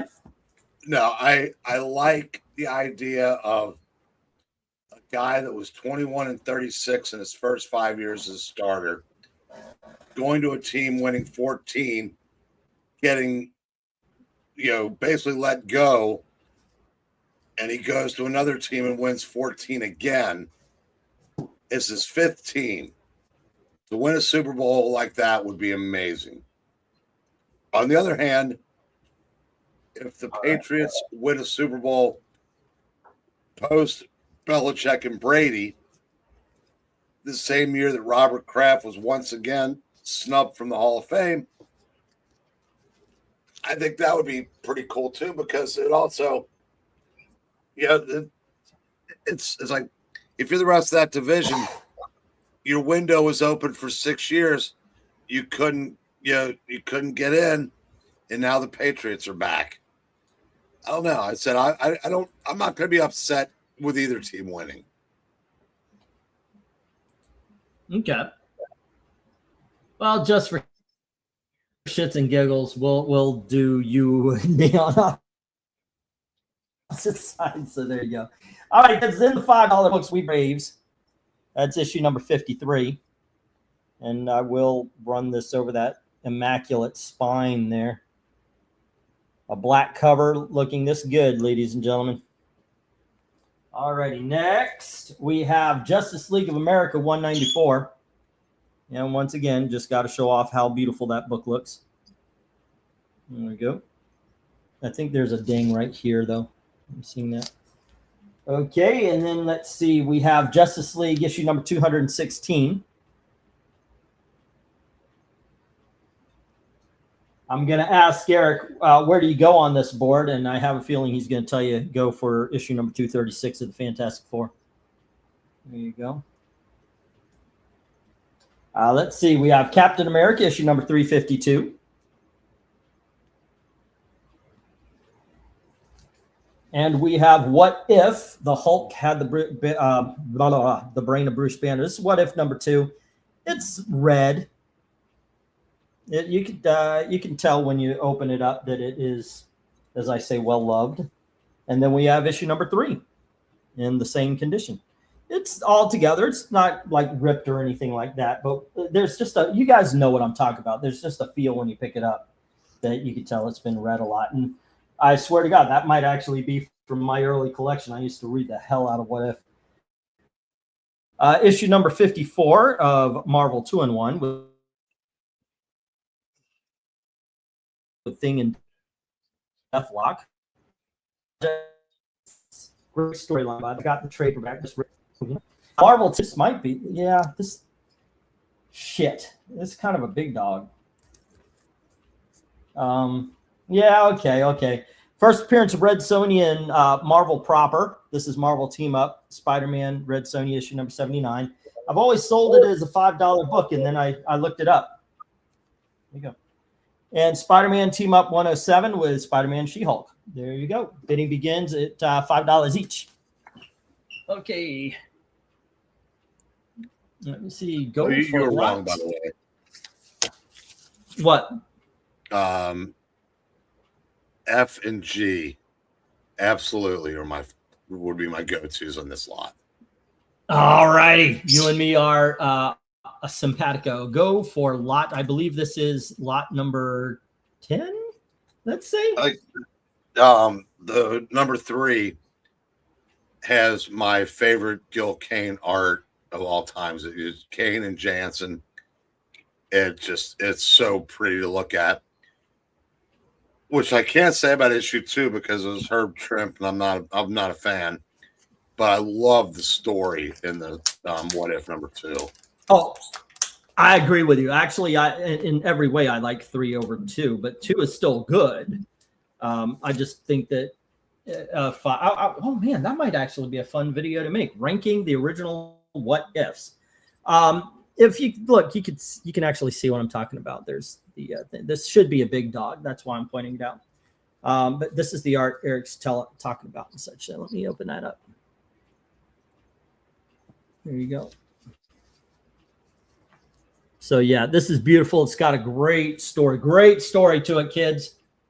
And there we go. For anybody that doesn't know, that Marvel Team Up with Red Sonja has a Clark Kent cameo. Oh, there's just a lot of reasons I should be big dog in that book. He is at the Daily Bugle Christmas party talking to Robbie. Get it now. That's the last time that book's going to be in the $5. It's a big dog from here on in, kids. I found out that there was reason for it, and I was like, really? I've always sold that for $5. I did not know. I did not know that's the first Red Sonja in Marvel proper, and I did not know that. I think you actually said it. I just forgot. What do you mean by Marvel proper? You know what I'm talking about. 616 with the superheroes. Okay. Yeah, so the 616 universe. Yeah. Yeah. Well, alrighty. Probably also her last. Yeah, I don't remember her crossing over because didn't she? She only had like 15 issues of her own series. Yeah, and she was in Conan's, but yeah, nothing modern Marvel. All right, we got 5 on B from Austin, and that is Justice League issue number 194. JLA 194, Austin. $5.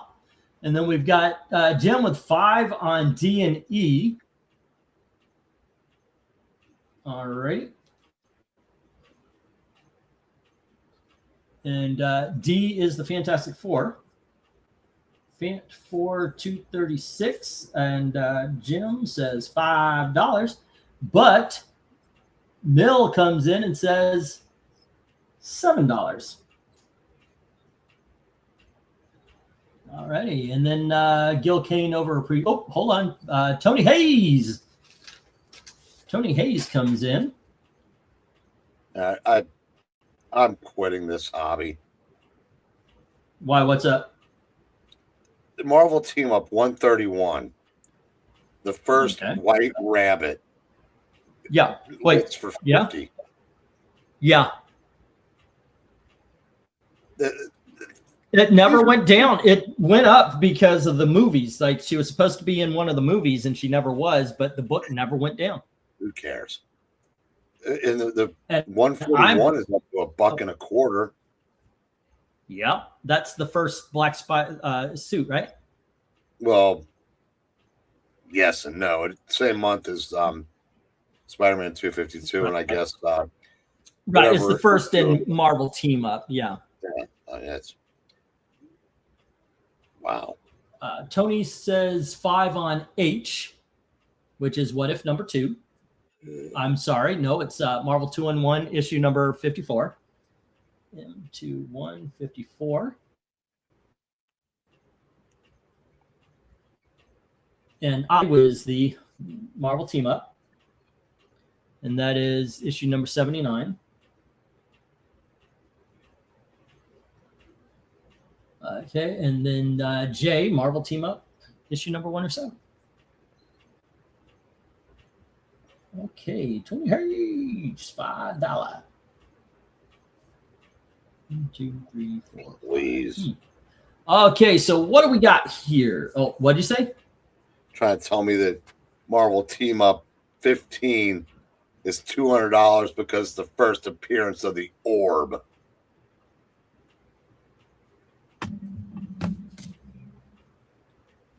Now, I know he's made somewhat of a comeback, but really $200 comeback? Somebody point me in the direction of the land where people are paying those prices. I don't know, man. I know the speculators go crazy, but after a while, you just got to realize you're not speculating anymore. You're the mark. You're the person they're selling to. And Jim says 8 on the Fantastic Four 236. By the way, I did not announce it, but we did have a fisticuffs in the last auction. Can I see condition on D? Yes, you can. I could show you straight up the cover where it is damn near mint. But I will pop that open and I will tear an E off of Fantastic Four. You would say that's impossible. There isn't one. I will find one. Oh, I will find one. Not anymore. There you go. Okay.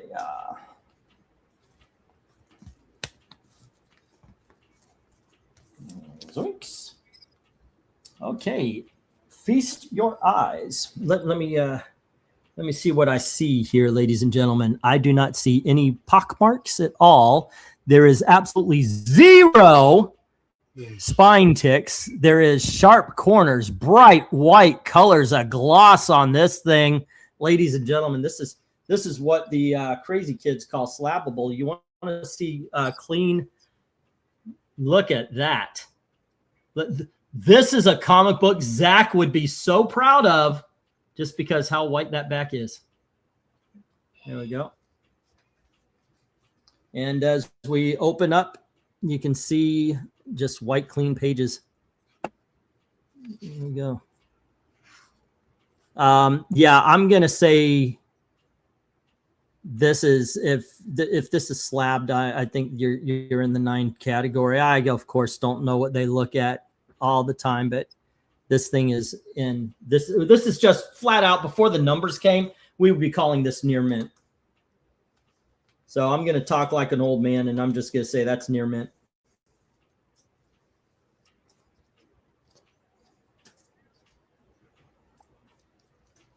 I thought that was kind of when CGC first popped up and everybody was like, "Oh my gosh, it's a third party." It's who are they?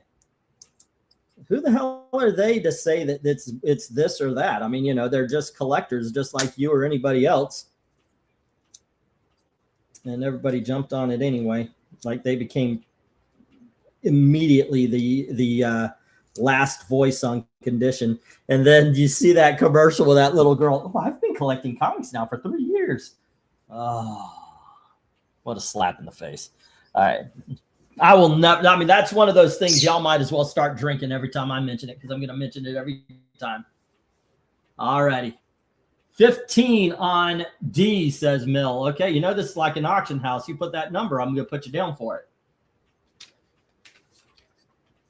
Jim says 11. And then we've got D and oh wait, how far did that go while I was looking? 8, 10. And that's our second fisticuffs of the night. And then it was 11 from Jim. And then 15. Oh, one away. Just one away from a Donnybrook, ladies and gentlemen. Mill has not been privy to a firefight yet either, by the way.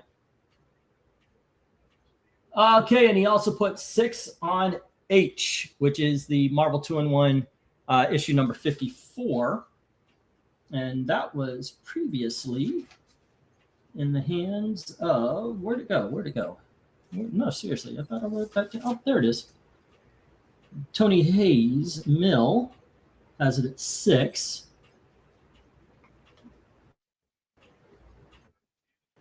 And then 7 on H, says Tony. Alrighty. That's how it should be, says Mill. Auction fisticuffs are fun. I enjoy those too. Yeah, but yeah, we have not had a firefight in months. But the last time we had firefight, we had like 3 in one auction. So just got out of Walmart and holy crap, I've never seen the chip aisle so empty. Wow. We got 8 on H from Mill. Okie dokies. And we have our third fisticuffs of the night. For those of you who aren't privy, we have at 4, I call them fisticuffs. At 7, they become Donnabrooks. And then, of course, 10 is the firefights. Never really went past the firefight as far as naming anything. But it's okay. It's okay. The vegetable aisle was full, though. Yeah, that's ours as well. I got to admit, I'm part of the problem. I went to Payless. Gail said, we got our tax money in, and Gail says, go shop. And she gave me a list, and she said, can you get, I want some snacks. Can you get some chips? And I went there, and they actually were having a buy 2, get 3 on the Frito chips, like Cheetos and Doritos and all that kind of stuff. So I came back with with 5 bags of chips, Tostinos. I figured, okay, if you're going to get that, you got to get nacho cheese. So I'm due for my first heart attack in a couple of days. Tony Hayes says 9 on H.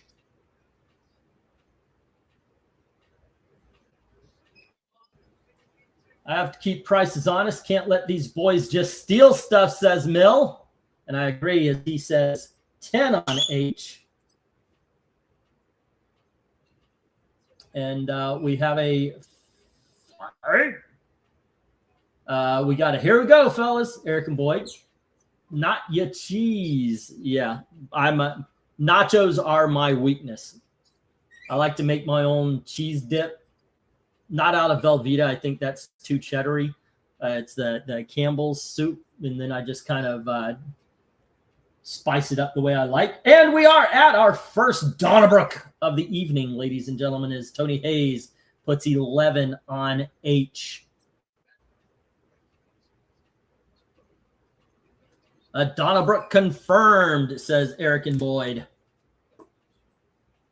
Okay, 15H final. No, don't do that then. Go with 12. Why? Okay, he put 15. He's never experienced the thrill of my Warner Wolf impression. I know, right? Yeah, there you go. But he says 15. We love to get at 15, but in little increments. Tony Hayes says, fuck it, 17. All right.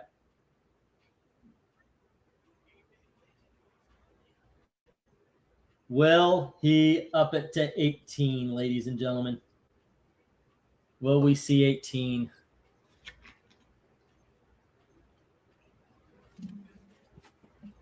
The tension is palpable. Will we have another firefight? What will come first? Oh, He folded. One away. We haven't had a firefight since in 4 or 5 months. So here, I think it's actually 3 or 4 months, but that's Will okay. we have another one Ghost, in Warner Wolf's actual lifetime? maybe, He's not getting any younger. He's up there in Elite Corso territory. He is not. Yeah. Okay, I'm gonna put the 1 minute warning up. That is a fine fight either way. There you go. So close, says Eric and Boyden. I agree. All righty, but we can't fake them. It's got to come natural. All righty, and let's get the let's get the stop here. No, wait, did I put up the 1 minute warning before? Because I think it was just the 2 of them for a while. So okay, let's get the stop. No worries, Mill. No worries. Jackson, yeah, we have it. It stopped at 9 bids. That's it. But there you go. It's okay. It's okay. I certainly appreciate that, guys. Thank you very much. Let me get these down. We'll get the next round up. Okie dokies. How are we doing here? And the next round is another big dogs. Okay, where are we? Oh, here we are. Fantastic Four. First it was Austin with JLA 194 at 5, and then Fantastic Four 236 is with Mill at 15. Kidokies. And then we have Marvel 2-in-1 with Tony at 17. And we have Marvel Team Up, issue number 79 with Tony at 5, as well as the Team Up and number 107 at 5. And 5 up, 5 down. Okay. Including the book that you and I both tallied very well. But there we go. Okay, and these hit the reject box. I hope that's not a complete rejection of What If, because guess what's coming up? Let's see. We can get a bet on either one of those. Some big dogs. Got some big dogs again. Say again? We didn't get a bet on either one of those.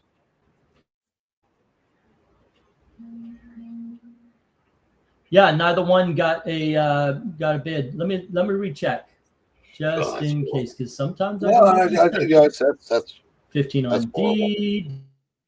D. I can't support this auction any longer. Yep.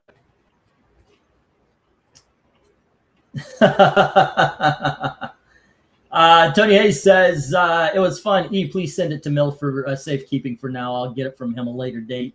I'm sure he needs to read it first. All righty. Yes, Deathlock does have a large base. I wanted it, but the better bidder won fair and square. Okie dokies. I was going to vote for the FF, but then thought this one's going to be disputed, isn't it? Yeah. All righty.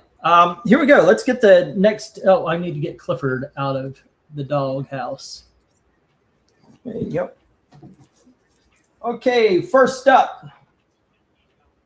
From Giant Size Harvey Thrillers, we have B-Man, issue number 1. There you go. And we have Blast Off Comics, another Harvey Thriller title, featuring the 3 Rocketeers. There we go. And then we have No Prize book from Marvel Comics. And this is basically pointing out a lot of Silver Age mistakes done by Marvel. It's a lot of fun. That is a lot of fun. Then we have Captain Action, issue number 1.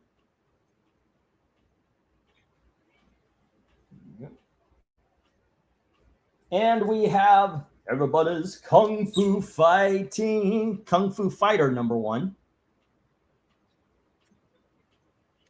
Or Richard Dragon Kung Fu Fighter, number 1. And then we have The Secrets of Sinister House, ladies and gentlemen.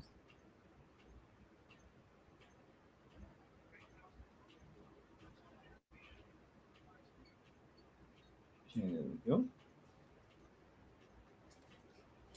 Oh, man, RDV is not here.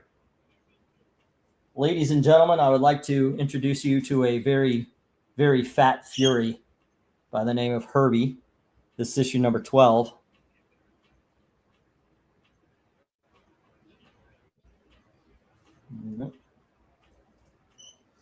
And we have Spider-Woman, issue number 1.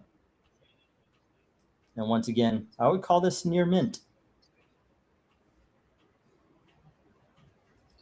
And we have a fan. Man, I had to look this up. I could not find a listing for it anywhere. I had to go buy another number I found, but this is called Wowie Kazowie.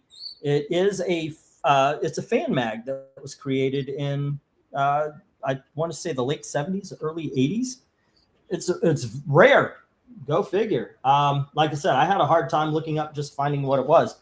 And then we have Patsy Walker, issue number 106.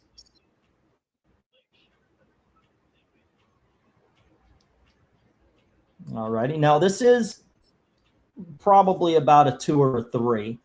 I want to show off a couple of things. See the trouble right here on the top. And somebody decided to autograph it a long time ago.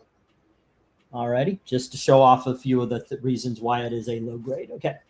All righty. Let me get the go for lot 11 as Eric Breen tells us what is awesome and why you should get it. But what would first, you go for, sir? But first, this is a tweet.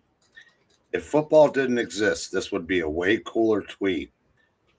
Jay Cutler passed his physical and is officially a Dolphin.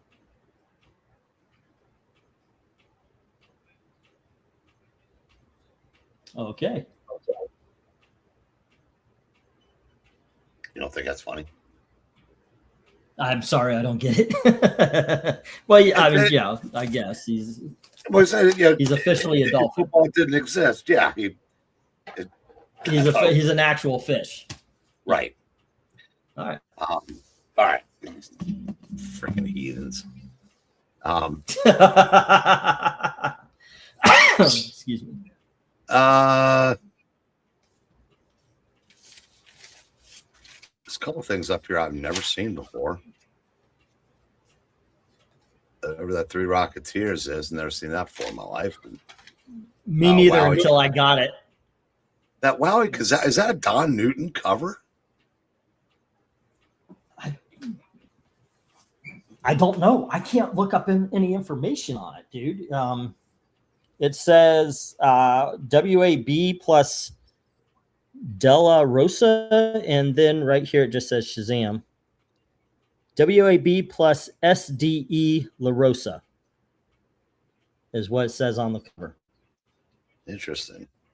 Maybe somebody out there who's a little bit better than I am at looking. Well, I mean, you're somebody who can do it. Maybe it says on the inside, but I have no effing clue. It was, until I found it, I was looking up. I was like, God damn, I can't find any goddamn information on it. Watch, one of you guys is going to look something up and find everything. But, I think that Captain Action has Gil Kane with Wally Wood inks.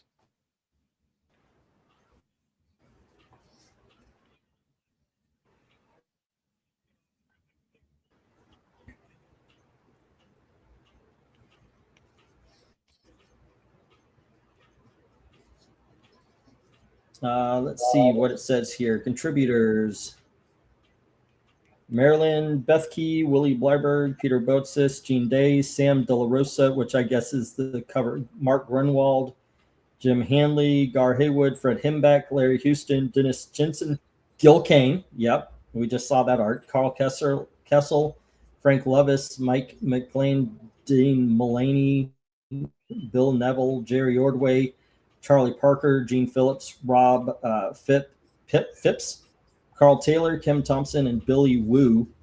It's got a comic book as well as articles and such as well. So there you go.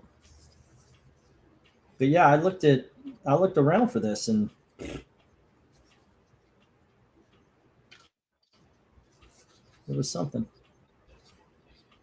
What is this? The Gay Blade. Holy shit.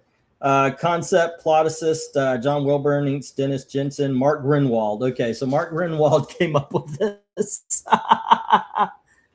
There you are, guys. I guess they saw Zorro the Gay Blade and went, you know what would be funny? Or either that or this came first. I don't know. All right, there we go. I probably just killed any sale for it. Oh, no. Captain Action 1, written by Jim Shooter, art by Wally Wood. Oh, nice. That's pretty cool. That's pedigree right there. They are not worth a damn. Yeah, you got issue number 1, and after that, that's it. No, number 1's not worth anything either. I mean, that's fairly priced what you have it on. Okay. Well, I consider $10 to be. Yeah, so. I mean, considering how inflated so many first issues are. Oh, yeah, especially for the day. Yeah, 236. But, yeah, as far as like what I would, the Herbies, I love. Patsy Walker. Captain Action, just for the Shooter, Wally Wood, that'd be good. The Harvey superhero books, they're a thing. I love running across them. Yes, they are, sir.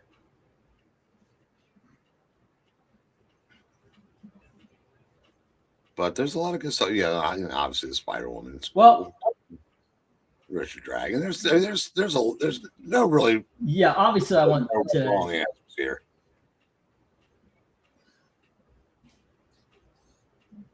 Okay, it is. Obviously, I want somebody to pick up that Spider Woman and the Wowie Kazowie. I would say go for that No Prize book. That is a lot of fun. The Secrets of Sinister House, and those are probably actually Spider Woman. I would recommend for quality, but No Prize book is probably my favorite up there. To tell you the truth. Yeah. Well, I was never that big a fan of that book. Say again. I was never really a big fan of that book. I don't know No why. Prize? Yeah, just kind of there for me. I just thought it was a lot of fun talking about all the mistakes and such. Okay. Do. Singing and dancing the whole day through.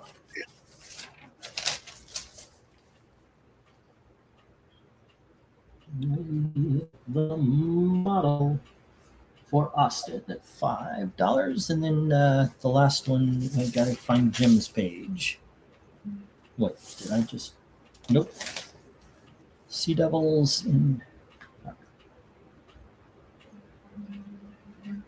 then what else? Anything? Nope. Okay. Oh, Tony Hayes. Puts a bid on Spider Woman. All right. Is that the only one? No. Let's see. Dick Dragon, Trails in the Sand. He is literally a dolphin, popular with the ladies. Next, we are going to explain Zach jokes. Trails in the Sand. I'm too tired to research, says Eric and Boyd. I would do the Spider Woman for 25 if possible. Do not cite old Zach jokes origins. 10 on F, says Tony, being the Sinister House. All right. Sinister House. And that is Tony Hayes at 10. And then 30 on the Spider Woman. All righty. Spider Woman number 1. And that is with Tony at 30. Okie dokie. And E for effort, says Rhaegar. Well, I would prefer money. Zorro the Bicurious Blade. Okay, I'm going to put in the 1-minute warning. Sometimes you have a lot of big dogs that go, and sometimes not so much. Let's see. Let's see. Yeah, I kind of figured that the Harvey thrillers would be a hard sell. I thought maybe the No Prize book would go. Spider Woman, I was wondering because that's one of the few times I'm asking, because it is in near mint shape. I was asking what I see on eBay and everything. A lot of times I do come down because also had that book not sold, it would look really good. I'm about to hang up my comics, and I think Spider Woman #1 would have looked very nice behind me. And the Sinister House, by the way. I'm actually surprised the Herbie did not sell. But I think Venkman may be the last person looking for Herbie in this crowd. The Patsy Walker would have gone if Glinzer was here. So I think the Harvey thrillers would have gone as well. It's kind of if the right person is here, those books will go kind of situation. Let's see. Tony scoring like Wilt Chamberlain at a brothel. Oh, okay. My sister finally got off her fat butt and got our dead father's finances taken care of. He has been dead for 3 years. She is a piece of work. Trust me, says Tony Hayes. Yeah, well, at least, glad you got something going there. Let's see. I'm going to need Tony Hayes' page again. And I'll just write these down right here. So what were you about to say, dude? I said, oh, shit. Oh. Spider-Woman #1. $30. You are not going to be disappointed. That book is in excellent condition. I'm going to send you another box this week there, Tony.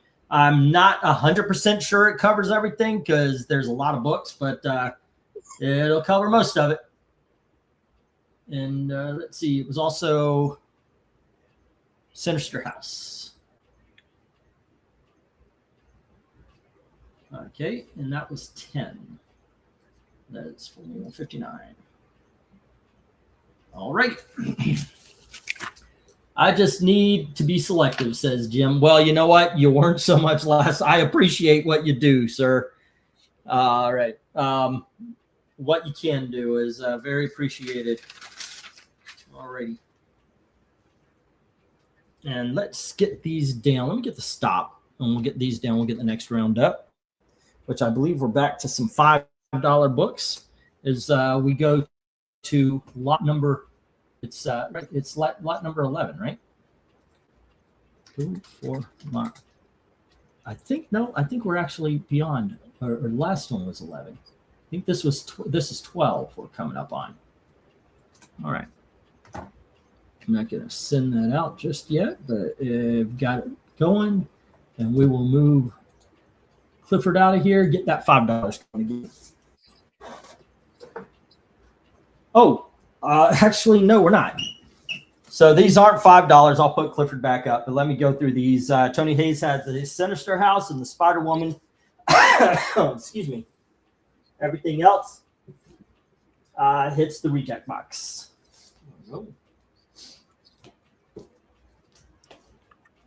Everybody's kung fu fighter. Do do do do do do do do do. Okay. I had these last week. Some of you guys said, "Hey, show them next week." Maybe I'll pick them up. So let's see if anybody actually wants them again. Here's issue number 48 of Comic Review, and here is issue number 49. And we have issue 50. And here is issue number 55. There we go. And then we have Alter Ego, issue number 186, excuse me. And we have issue number 195.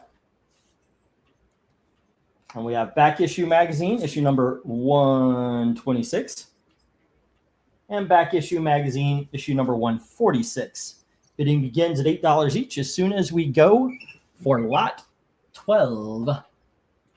There we go. Let's see if anybody is interested in these. So you might want to change. I'm going to keep an eye on the clock, and if there's no bid within. Oh, yep, thank you. There we go.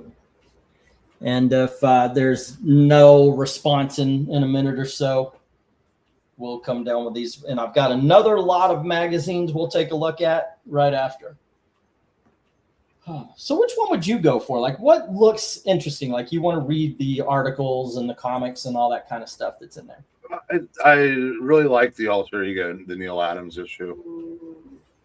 Yeah, that's the the Avengers one. Yeah, and I'm looking at the Daredevil. Yeah. Yeah, the back issues are always a good read. The only ones that I don't care for are when they do themes that don't interest me. But yeah, by and large, I've probably I stopped getting everything about 5 months ago, but when I was buying back issue, I probably had I said 50 of the last 53. Because they're very rarely were their entire issues things I didn't care about, and anything superhero I was all in. I'm gonna go get this on a list somewhere. Wow. I'm already recording my 2026 purchases from E, so I can claim them on my taxes. E, I still need my 2025 form. Yeah. Excuse me. Let's see, 11 o'clock. It's 11:01. If no bids are made by 11:02, I'm just dropping these, and I'm just going to hit stop. There's no 1 minute warning. This is the 1 minute warning. All right.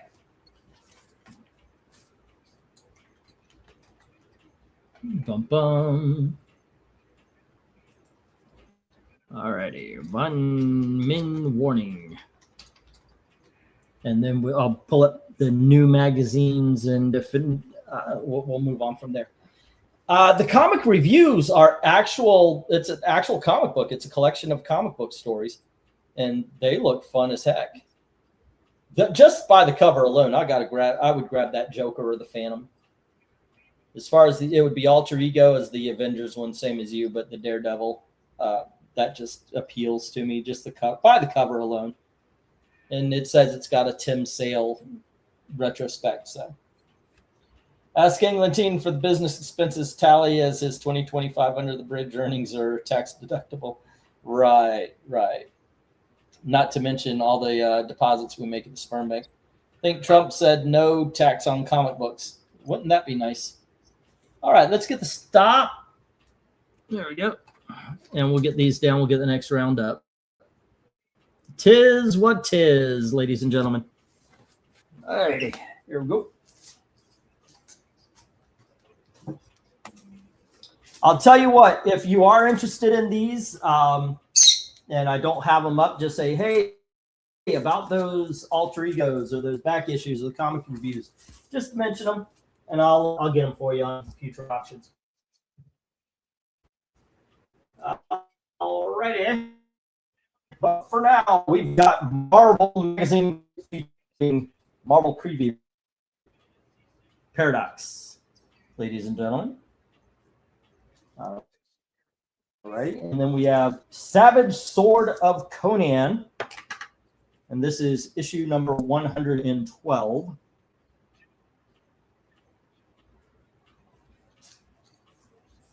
And we have the Savage Sword of Conan, issue number 211. And we have Conan Saga, issue number 35.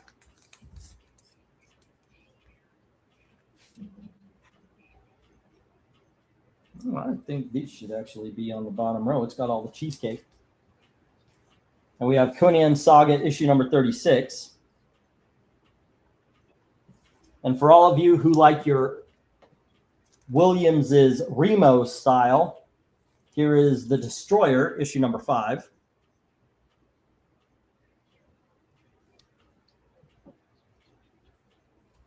And here is issue number 6.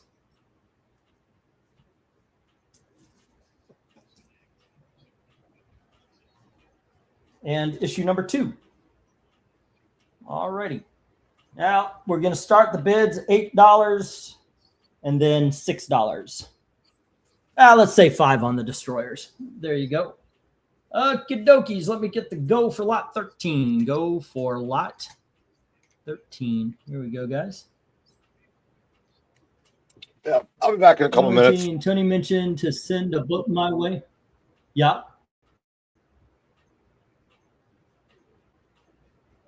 All righty, Mill, I got your message. Lately, I've been dreaming of the old 7-Eleven store I bought comic books from when I was 10 years old. Strange, very strange. Yeah. Have you ever had a dream where you were in your childhood home? I must be the opposite of most Conan collectors. I prefer Conan the Barbarian than Savage Sword, says Austin. Yeah, maybe.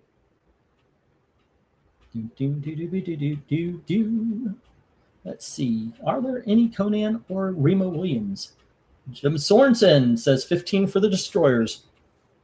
Frankly, I would love to get a set of these. I am a huge Remo Williams fan. Alrighty.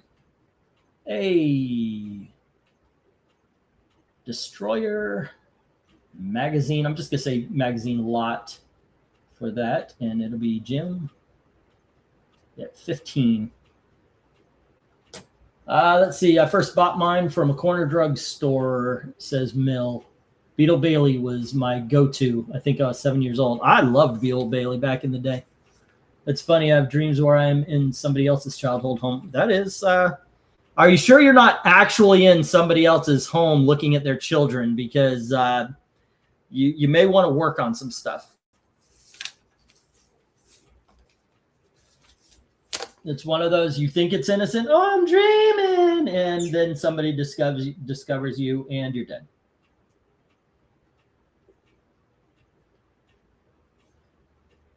All righty. Excuse me. I get childhood home dreams every once in a while. Damn, England, that was dark.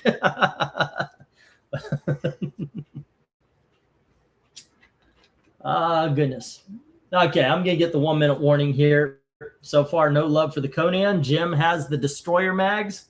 No love for Paradox.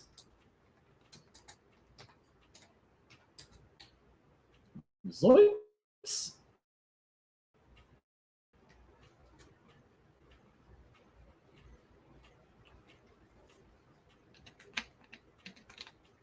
The Conans and the Paradox were 8. The Destroyers were 5 each. Bought my comics from the spinner rack, the PX and 70s. Those were the days, says Ken K. Like I said, I have a story. If you guys haven't seen it yet, I actually am very proud of the video. It's one of my earliest comic book origins, and it's the comic origin of England team. And I talk about how we used to go around collecting bottles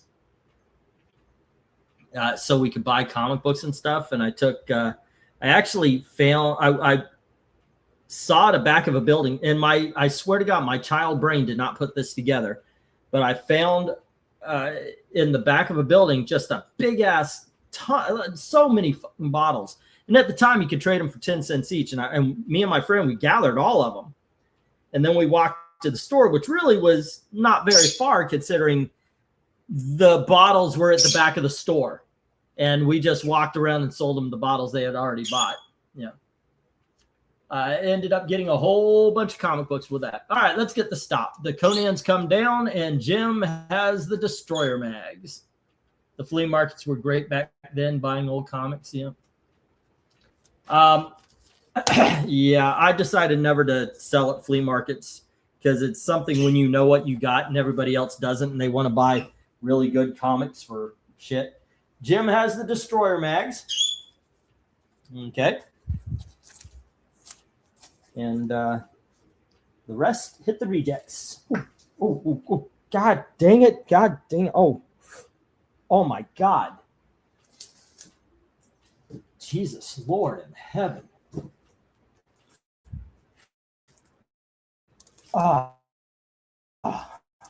Damn. Things should not pop like that. Oh. Alrighty then. Let's go. First, we moved up to the $5.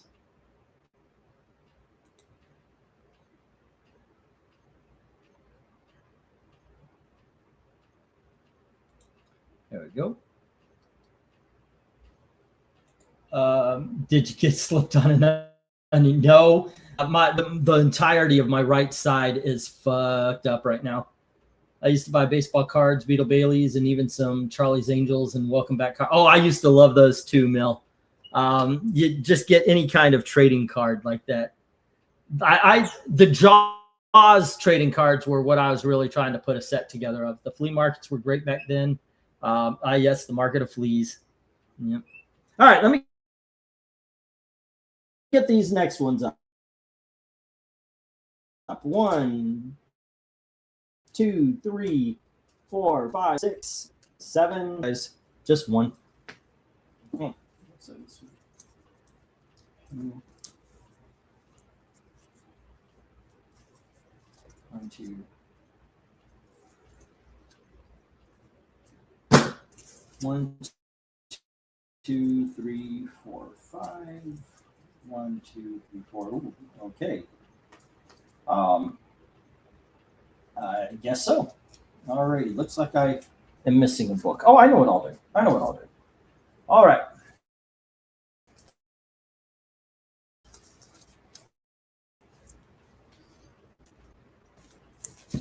Okay, kids. First up, we've got Life is Strange, issue number 1.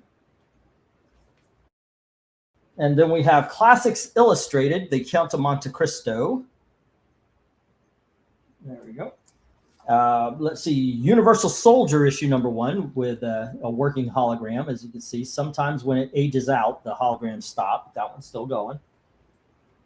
We have the Meta Barons issue number 1. Really recommend this. Me and Dom did a What You Reading about the Meta Barons. It was a lot of fun. Twilight Zone issue number 1, which also I recommend. Anything that says Now Comics, pretty much I'm going to recommend, but they did very well with their licensed stuff. Sorry about the tags, kids, but I've got Edgar Rice's Tarzan of the Apes, the movie adaptation, issue number 2, and issue number 1. We have Supervillain Team Up, issue number 9. This one is, it's got a couple of problems that keep it from the big dog status. You can see right by the 30 cent right there. There's not a lot, but it's just enough for me to put it down to the $5. Then we have Boris Karloff, Tales of Mystery. Sorry, I did not get the number, but there you go. Great cover, though. And then we have Ghosts, issue number 88. And a more modern comic is Werewolf by Night, issue number 9, the red band thing with the explicit yada yada. Okay, so there we go, guys. Bidding begins at $5 each as soon as I get the go for lot number 14. Okay, go for lot 14. From hologram to opaque gram. Yeah, that's what happens after a little bit. Let's see. I'm going to be sore for a couple of days at least. Some jerk parked about a foot to the left of my car, crawling into the driver's seat from the right side of the car is more painful than I thought. Yeah, those things we used to do without even thinking when we were kids. You pull this, you tear that. I mean, I don't know if you guys heard it, but my knee, when I stood up and I turned, my knee didn't want to turn. It went, it was audible. It was an audible pop. All right, 1, 2, 3, 4, 5, B. 1, 2, 3, 4, 5, C. Okay, right away we get a 5 on I from Austin. That's Ghosts 88. Ghost number 88, Austin, $5. And then we've got 5 on G, which is the Supervillain Team Up. Supervillain Team Up. And that is issue number 9. And that is Mill at $5. Okay. Do we have any more love for these books, kids? I really do recommend the Meta Barons and the Twilight Zone. Actually, I really did like that run of Classic Illustrated, too. That was good stuff. That's good stuff. I'd recommend Ghost. It's already taken. Obviously, that's awesome. And supervillain team up would be something. That would probably be the first thing that Eric would say. Yeah. All righty. Let's see. We got any more love to give for these books? And what do we got going on here? We've got one more $5, and then it looks like 2 3s, and then a big dog, and then 2 2s, and 2 1s. All right.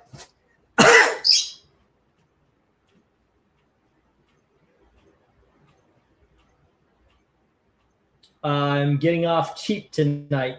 A rarity for me, says Mill. And Rhaegar says, no comment. Okay. I get it. I get it. He's being dirty-minded, sir. That is a dirty mind you are dealing with. Yep. I don't think Mill reaches the same level of perv as we do, Rhaegar.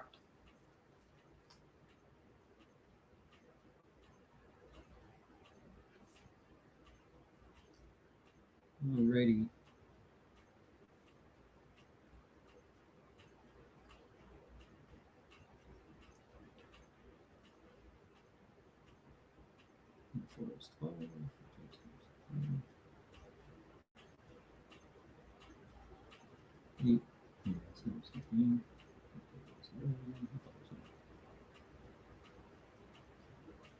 Okay.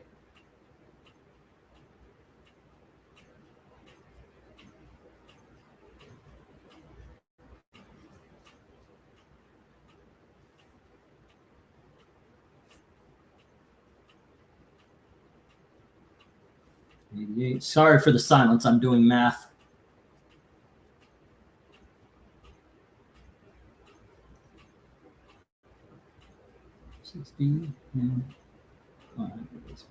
Okay, there we go. Okay, now I got the math right. I'm almost surprised you didn't say honors. Haha. Aren't you surprised I didn't say orange? Let's see. Let me get the 1 minute warning. Not a lot of love here. So I touted the Meta Barons, a couple of things. There we go. And let's see how it goes, kids. We got 1 minute. It is 11:18 according to this, but the clock says 11:17. I don't think so. We will see how it goes. I don't think anything else is going to get bid on. And I'm almost thinking, why don't we just get the stop and go to the next one? All right. Yeah, let's do that. That's a good idea. I'm going to do that. Let's get the stop. Alrighty. Whoops.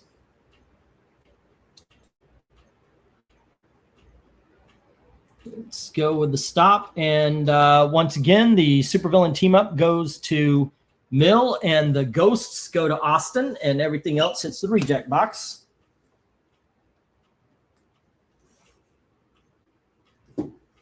Okay, and there we go.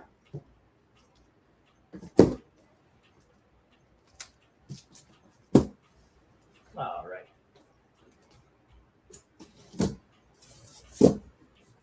And next up, with the $5, we've got from Gold Key Comics, we've got Huckleberry Hound. There we go. And then we have Archie. This is Silver Age Archie, but it does have a couple of roughs. So okay, let's go $5. It's issue number 182. Let's show you, like right here. You see the where the staple is, and then right above the 12 cent, and in the corner there. Yeah, just okay. Yeah, let's go with the $5. We have UFO flying saucers. I don't know the number. I think I just got that today, didn't I? I know I got these today. Tarzan of the Apes. There you go. And yet another Tarzan of the Apes. There you go, just to show you. This should be a big dog, but that going up and down the spine there. She-Hulk, issue number 10. I Married a Man-Wolf. I love these covers from that run. And I really am a fan of the Dan Slott She-Hulk run. It was really good. I'm not a Dan Slott fan usually, but he nailed it with the She-Hulk. issue number 12. Sometimes that happens. They're like, yeah, I'm not a big fan of the writer, but boom. You know, it's the Mags Visaggio Jenny Hex thing. Here's She-Hulk issue number 14. And She-Hulk issue number 13. So let me move that. So we have 10, 12, 13, 14. And then we have the Illuminati issue number 1. The New Avengers Illuminati issue number 1. All righty, bidding begin. Go for lot 15. There we go. It's a cover. Yeah, it does, right? Not sure. I only got a few minutes in the Lotus Theaters episode. What are we talking about? Oh, yeah, breaking news. The detransistor just won a court. Oh, yeah, I read that. I read about that. That is actually very cool. I'm glad about that because they were fast tracking. They were actually fast tracking kids through that kind of shit. It's amazing they were doing that. All righty, kids. My recommendations on this one, go for the Tarzan. They're a lot of fun. They're entertaining. I already talked about the She-Hulk. Basically, that top, the UFO. You know what? Everything, I would go for everything, in all honesty. The last thing I would go for is the Illuminati. But this is a really good lot right here. The Huckleberry Hound and Archie are good, fun. Dell is always kind of just straight up comics. No, I mean, there's just a lot of, I mean, I've used the word, but fun. Yeah, good stuff. No movement so far. Where is Glenzer for these Tarzans and UFOs and all that?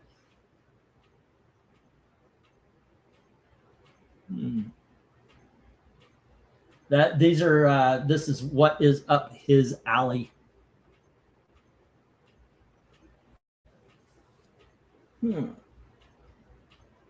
So what are you kids reading recently? What are you guys looking at? I've been reading the Marvel Masterworks of Thor Volume 1. So it's basically Journey into Mystery. What is it, 83 to 100? It is a ton of fun.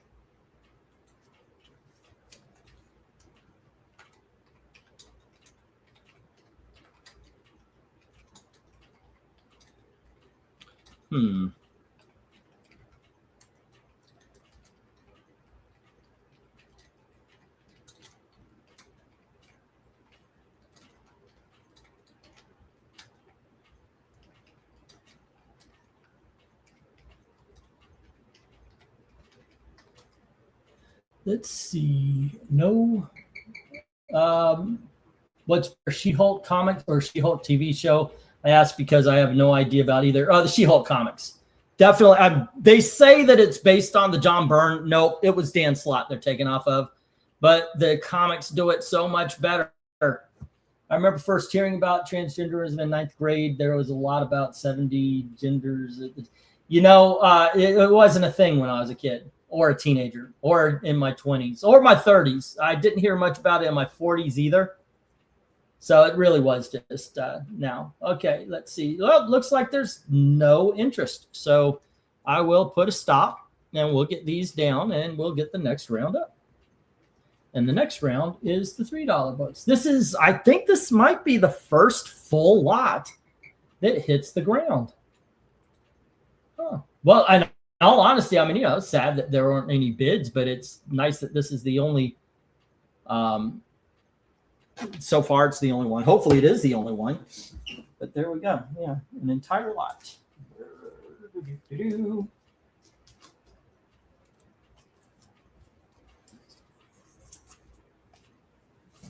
All right.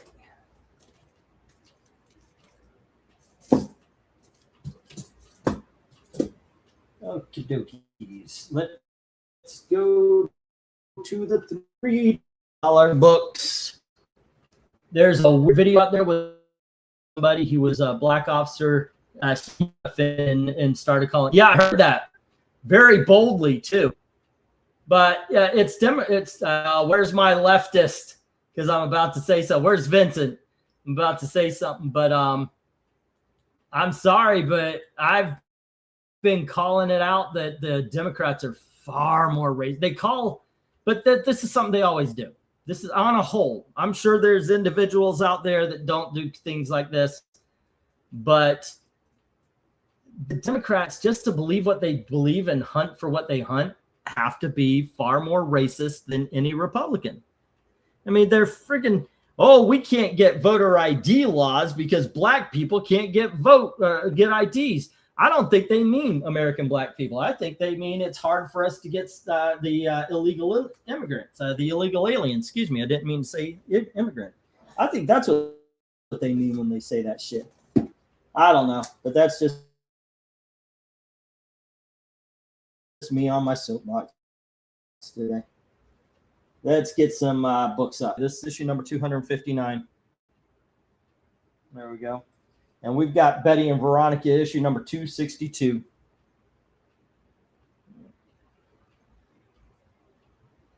Next up, we're going to jump up a little bit. And this is issue number 472.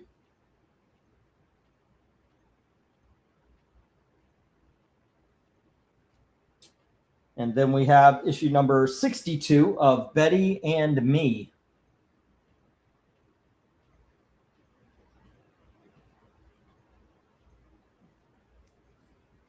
I'm trying to give you guys time to read the cover joke. And here is issue number 95.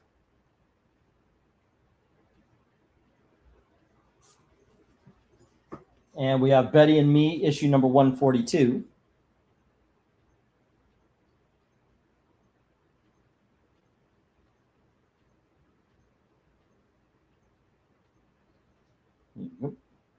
And we have issue number 144.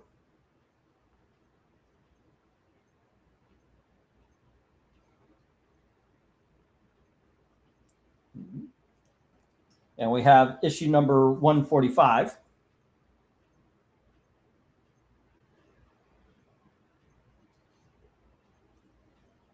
And here is issue number 150.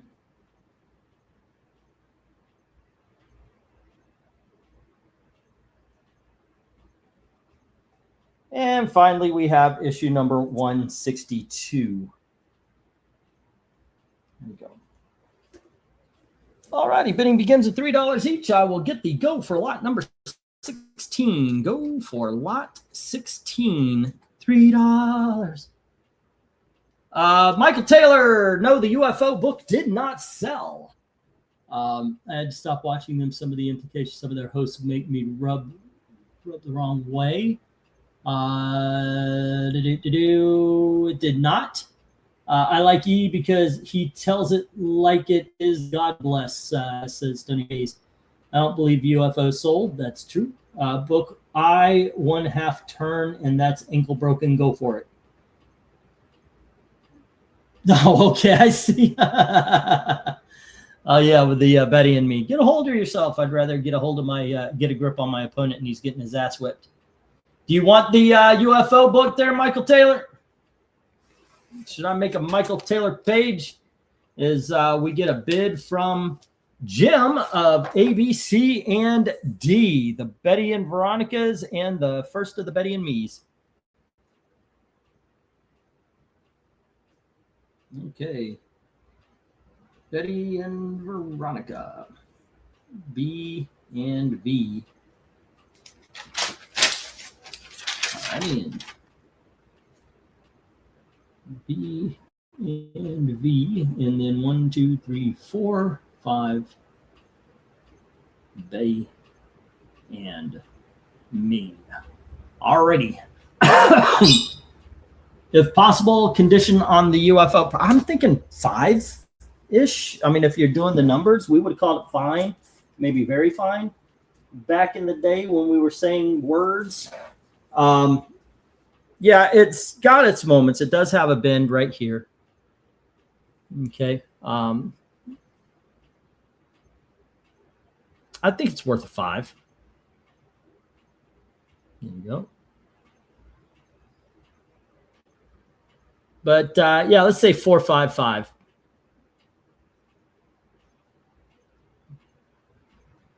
There you go.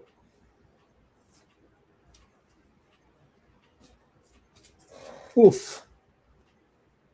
And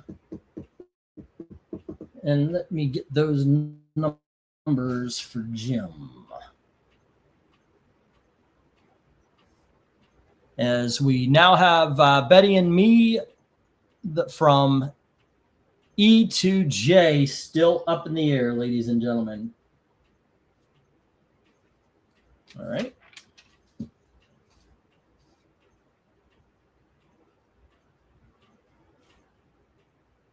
Okay.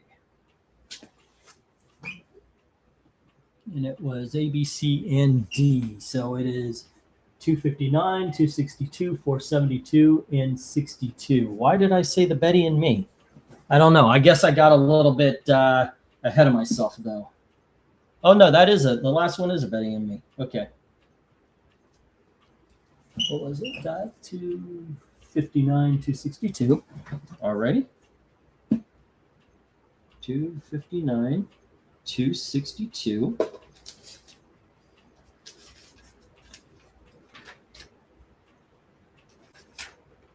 And then it was 472.62. Gotcha. 472 and 62. So far, no one else is bidding, so I am going to put the 1 minute warning up. All right, 1 minute warning. We have 1 minute. I guess Eric's on a call. He's been gone for a while. All righty. Let me find Jim's page. Get ready for this one when it stops. Just in case nobody else buys, the Betty and Me's from E to J are still open at $3 each. All right, B and V. And that was 259 and 262. And then 472. Betty and Me. Issue number 62, and those are $3. Oh, wow. Let's see. 1, 4, 6, 8, 10, 12, 14, 16, 18, 22, 4, 6, 26. And 8 is 34, and 8 is 42, and 3 is 45, and 3 is 48, 15 is 58, 63, 66, 69, 72, 75 is where Jim's at right now. All right. I don't mean to be a pain. Could you show it out of the bag if you have time? Yeah, I could do that. You're not being a pain. I'll tell you what. Let me get these books down, and I'll get the next lot up. And then after that, I'll pull that UFO for you, okay? So there we go. And Jim has ABC, is Betty and Veronica 259, 262, and 472, as well as Betty and Me issue number 62. The rest hit the reject box. All right.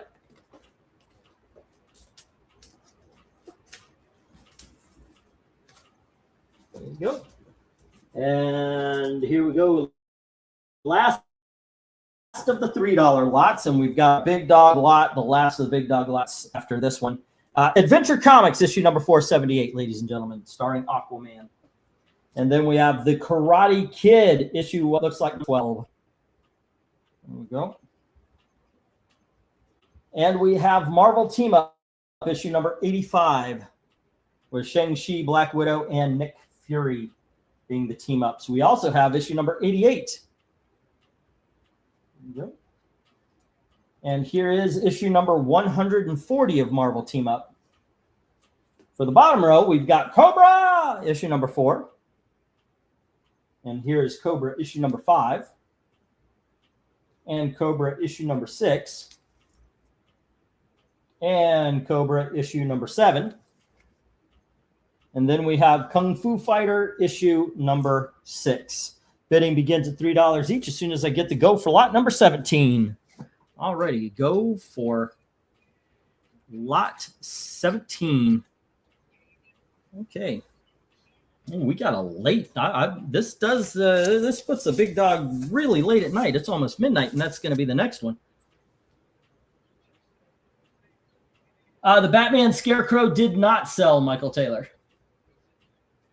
Alrighty. Did I put up the?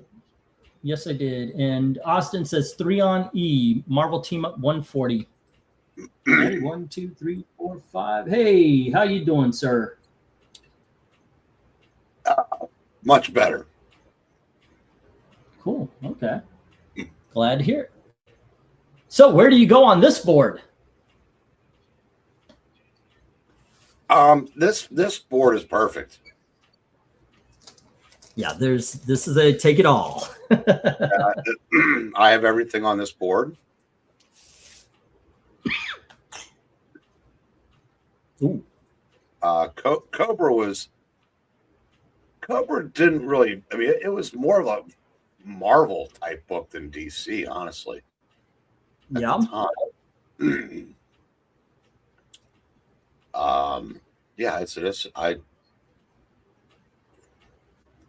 tough call. That's it. I would just drop down my $30 and take the board.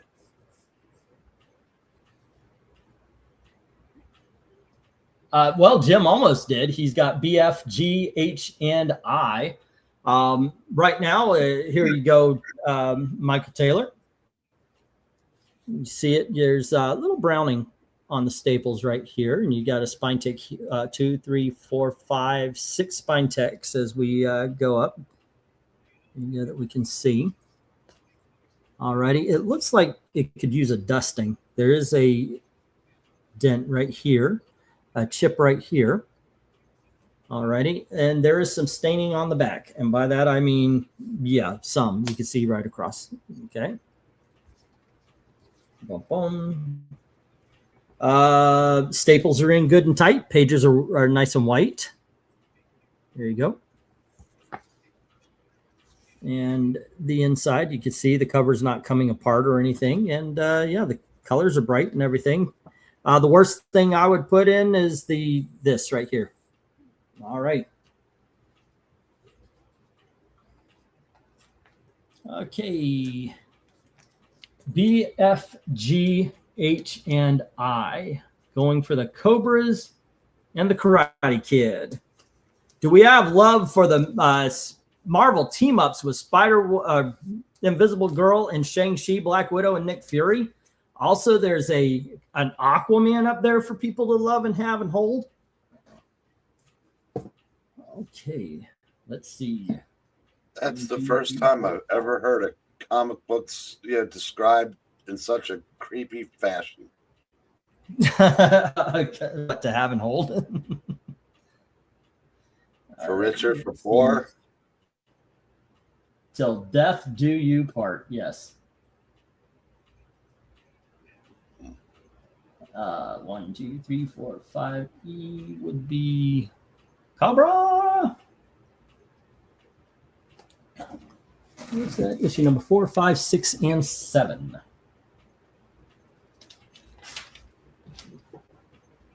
It was a $5 book, but I'll do 3. I'll do 3 on it. Because I didn't look at the back. I got that today. And yeah, I'll go 3 on the UFO.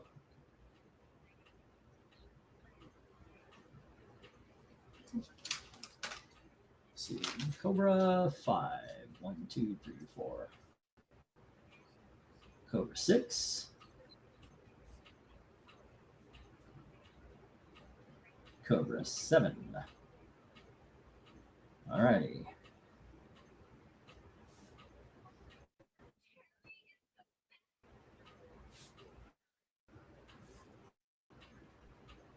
And let's see, sold 1, 2, 3, 4, 5. And that is UFO to Michael Taylor. All right. And let's see, let's get a 1-minute warning here since it seems like that is all I'm getting as far as bids on this lot. Adventure Comics, Marvel Team Up, issue number 85 and 88 are still up in the air. as well as the Kung Fu Fighter number 6. As we get the 1 minute warning. This is the last of the $3. Then we've got a big dog lot, $2 and two $1. What do you know? I have a different Black Widow Marvel team up, issue 98. It has her classic look, and then they go against the owl. I know which one you're talking about. Yeah, it's good stuff. Good stuff, ladies and gentlemen. Cheap. Michael Taylor, UFO, $3. All righty. And do I have the writings down? Yes, I do. Okay, cool. Spider-Woman, Sinister House, that has been taken care of. Just need to make sure I've got the gem Destroyer mags. Yep. Ghosts got that for AP. Supervillain. Yep. That page is done. And then this is okay. E, you should be holding 3 books for me. I should be. I'll have to take a look downstairs. I'm pretty sure. Yeah. All right. We are leering tonight, says Rhaegar. Leering a lot. There's a lot of leering. We're a very leery kind of group here tonight. Okay, where's Austin's page? Austin. Because Austin has the Marvel Team Up 140. All right. And then Jim had the rest. Where's the Jim page? Because Jim had Cobra at 4, 5, 6, and 7 at $3 each. And then Karate Kid number 12 at $3. All right, let me get these down. We'll get the next round up. Oh, I need to put the stop in, don't I? That's T. Or the stop. There you go. No love for the Aquaman, or surprisingly for Marvel Team Up issue number 85 and 88. And then no love for Kung Fu Fighter, no surprise at all. If it isn't number 1 or what is it, issue number 4, nobody wants Richard Dragon. All righty. And tonight, nobody read Richard Dragon number 1.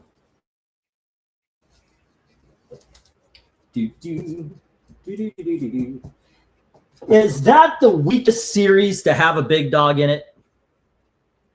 What?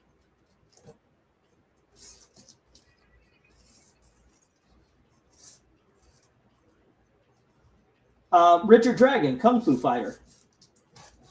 Like, what is the weakest series? Like, there is nothing happening with every issue except for like 1. Like, I can, the number 1 is okay. But it's really the first appearance of Shiva, right?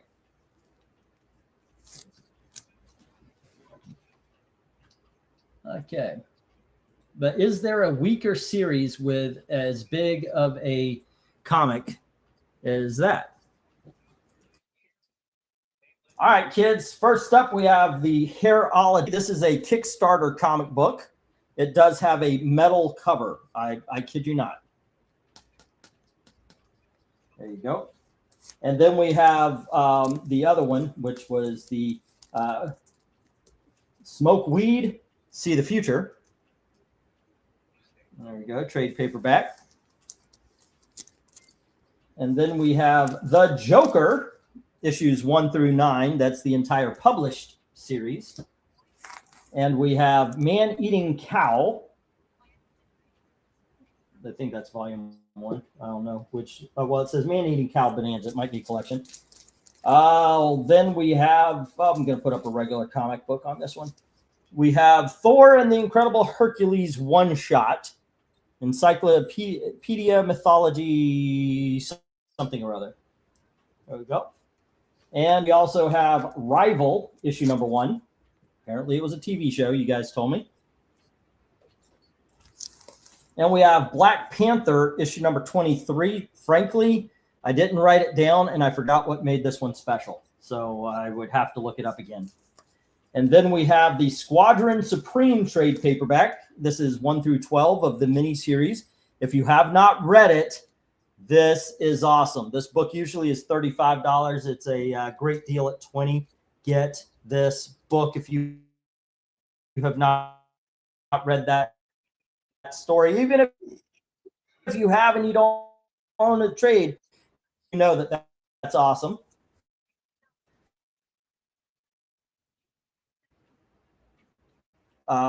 Near mint copy of Captain America. We have a very fine copy of Captain Planet and the Planeteers, issue number 1. All righty, there we go, kids. Bidding begins as priced. As soon as I get the go for lot number 18, I think we're on 18. If we're on 18. Okay. Come on, bring those comments up. Black Panther 23. First appearance of Nyakia as Malice. My question is, who and who? There you go. Okay, that's what's that Joker thing up there? That's exactly what I think. Like, okay, is a 10? Okay, by the way, there you go. What is what? Is that Joker from the new series with a throwback type cover from the 70s series? Is that what that is? No, that's Joker 1. No, that's Joker 1 through 9 of the of that series. Oh, I haven't put up the go for yet. Sorry, guys, go for lot 19, something like that. Yeah, this is the original 1970s series in trade paperback form. I didn't hear you say trade when you put it up. So good stuff. All righty, we got 20 on I, says Jim. Right away, he jumped on that. Okay, 1, 2, 3, 4. Cap Amer, and that is, like I said, that's a near mint condition, annual number 8. There you go. Jim says 20. Okay, anybody gonna take the advice and grab that Squadron Supreme? I think that is a very smart move. What about you, Eric? What up here would you recommend people read? Would it be Hairology or Smoke Weed to See the Future? Yeah. Just kidding. The Black Panther, that was a great series. Christopher Priest. I like that a lot. Captain America Annual. And the Joker series, because it takes me back to the beginning of when I was, reading comics. The Joker series is one that was hit by the Comics Code. He had to be in jail at the end of every issue. It wasn't. They were fun. Irv Novick did a lot of the art. Uh-huh. There's one issue where he matches wits with Sherlock Holmes. There's an issue where he fights Green Lantern or Green Arrow and Black Canary. And he fights the Scarecrow in one issue. He messes with Lex Luthor in one. It was just fun. It was canceled right before they did the issue where he fights the Justice League, which is printed. It was finished. It was just never published. Pops up in the Joker Omnibus. I got it. Ooh. I went to Ollie's and saw it. I was like, I might get Gail mad. We're eating ramens and the worst Walmart pork roll we could find, but god dang it, I'm going to get that Joker Omnibus. Okay, so Mill comes in with 25 on the Captain America Annual. And Jim says 26. 30 on I. We have a challenge. Dude, $1 increments so we can do the firefight, but okay, I'm just kidding. You do what you do. All righty.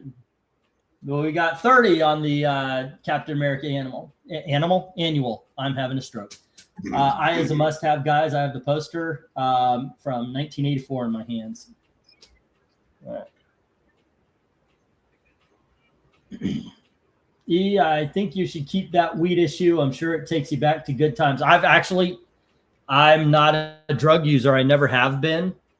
I accidentally took one of my brother's, what do they call that? It was to take care of ADHD. And it felt like I was on speed, but I've never liked not having control of my facilities. So I've never really did drugs before. So it happened one time I was getting my teeth done and they put me on laughing gas out in my hands. I don't like losing control of myself. Yeah. Right. But what is your I just don't. So home and surroundings have to do with that? Did I say the wrong word? What word did I say? You meant faculties. You said facilities. Thank you. Yes. Okay. Yes, I meant faculties. Fucking idiots. I meant. Oh, okay. Austin is mentioning the last apartment. Actually, for a while, this apartment, they were doing the same thing, but apparently somebody either went and got a job or whatever because the weed smell is kind of dried up a bit. Jim Folds, best cover ever, regardless of how these wonky cover rankings go. Yeah, okay. I mean, it's a great cover. I agree. It's a great cover. Can't argue that. I used to smoke a 4-foot bong named Purple Haze back in the early 90s. Okay. If it gets any worse, I'm gonna have to start saying, and you're gonna have to start saying, and we don't have a firefight. And I'll say, and no firefight. Mine. Yep. Okay, let's see where we stand. Right. Actually, I think. Okay, we had the Squadron Supreme that got a bid.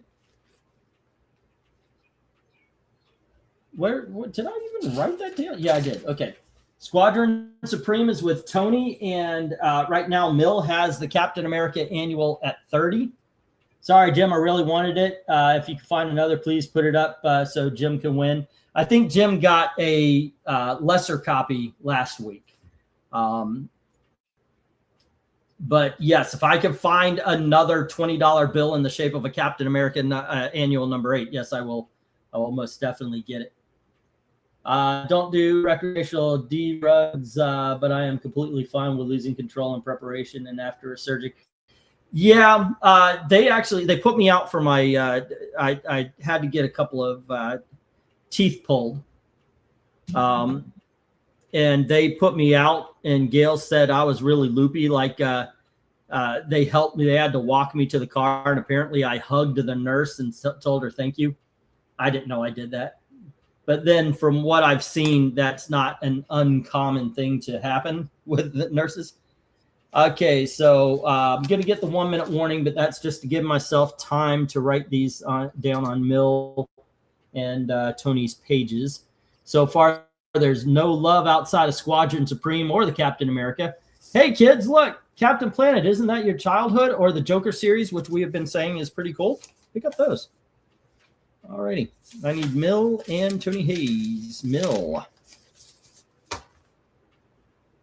I put 1 mil instead of minute. That's how my brain doesn't work.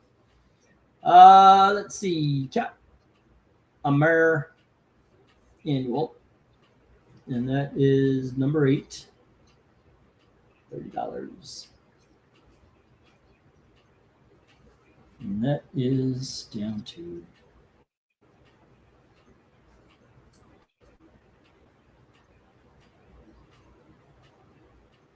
oof.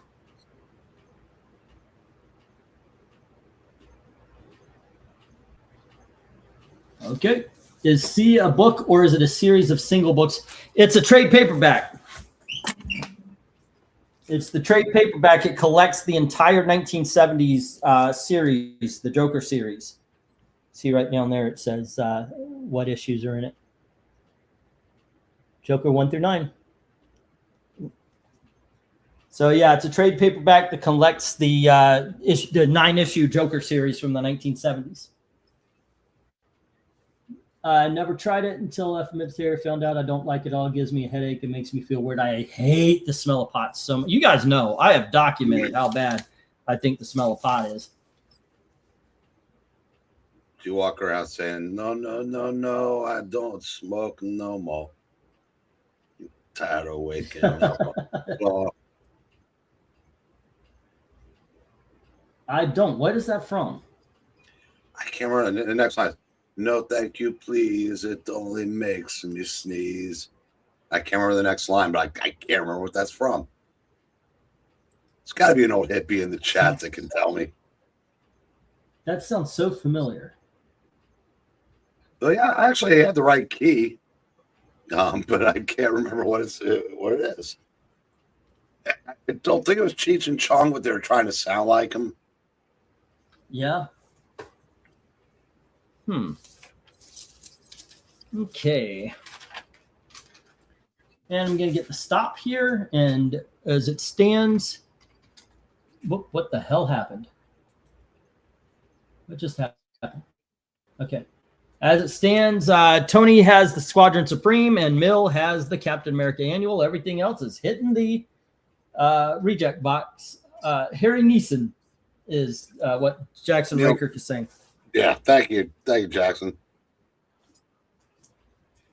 But it's actually looks like it was written by Ringo Starr, and maybe made famous by Harry Nielsen.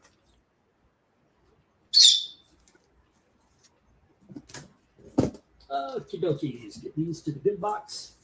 We're about equal now. The bid box was really winning, but we did have a couple of full lots that didn't sell. Yeah, he did it. Okay. But then again, the backs in the last one. Say again? Ringo Starr, 1974 on Good Night What'd you say? Are you breaking up there? Oh, okay. So Ringo. Yeah, it was going in and out. Alrighty, we're going to some $2 books again, and we've got Green Arrow issue number. This is the Kevin Smith run, issue number 14, and we have issue number 15. Here is issue number 16 and issue number 17. There we go. We have issue number 18. Issue number 9. Issue number 20. Issue number 21. Issue number 22. And issue number 25. There we go. And finally, issue number 27. Bidding begins at $2 each as soon as you get the go for lot number 19. Alrighty. Go for lot 19. There we go. See if there's any Green Arrow fans. Let's see. Tony, 129 total, which is after the credit, 79. Austin, $1, $10, $15, $3, 18. Austin P is at 18 from what I've got. Michael Taylor, UFO. Oh, you asked about the Batman. Yeah, it's in very fine near mint condition. The Batmans are beautiful books. Those Batmans are beautiful books. Sorry about that, Michael Taylor. I saw your message and got busy on the other books. But yeah. How bad is my delay? Somebody, I think Mill's mentioning it. It's not that bad tonight. Okay.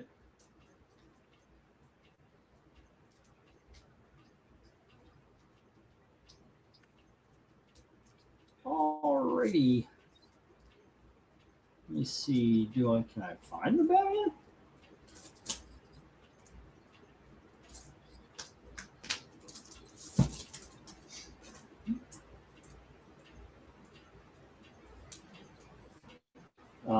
I actually am having a hard time finding where the Batman went.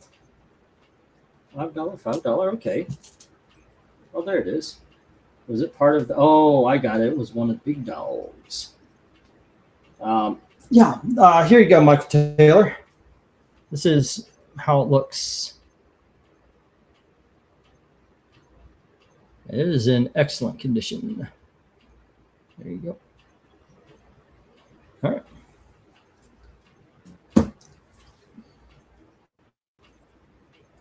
$8. Okay, I'm out, gentlemen. I believe my total is 65, which I'll send tonight, and I'll check back to the video tomorrow to see if I missed something. Have a great night. You have a good night as well, Mill. And Michael Taylor says sold on the Batman Scarecrow, issue number 540. All righty. There's Decom 540. $8, and that puts Michael Taylor at 11. All righty. Let's see. England team's delay is so brutal it's not funny. Really? Because it does seem like I'm answering Eric right away. But I don't know. Tony says $2 on the lot. All right, so we have Green Arrow lot. Tony Hayes. All right. $20. And I will put the 1 minute warning, and there we go. And basically the 1 minute is going to be how long it takes me to write it down on your sheet. But if anybody wants to challenge, I doubt it because it's been a while, but there you go. All righty.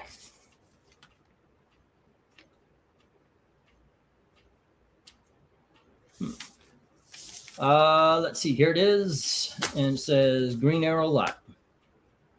Green Arrow lot, and that is $20. That inputs the total at $149 or $99 after credit.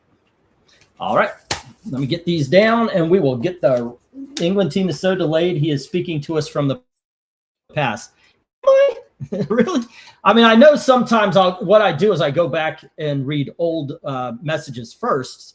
It's because if I don't, I end up missing bids, and I don't like doing that. Okay, Tony Lott has the haze, the entire haze here. All righty, at $2 each. Bring these down, get the next lot up. There you go. There you go. Dun, dun. Da, da, da, da.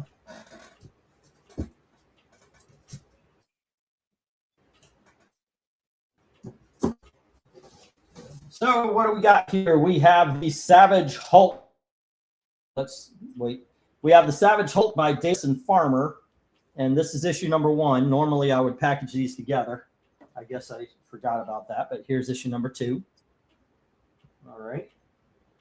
Next up, we have Johnny Quest, issue number 6 from Comico back in the 80s. And here is Quest Probe featuring the Hulk. And then we have the Hulk versus Quasimodo.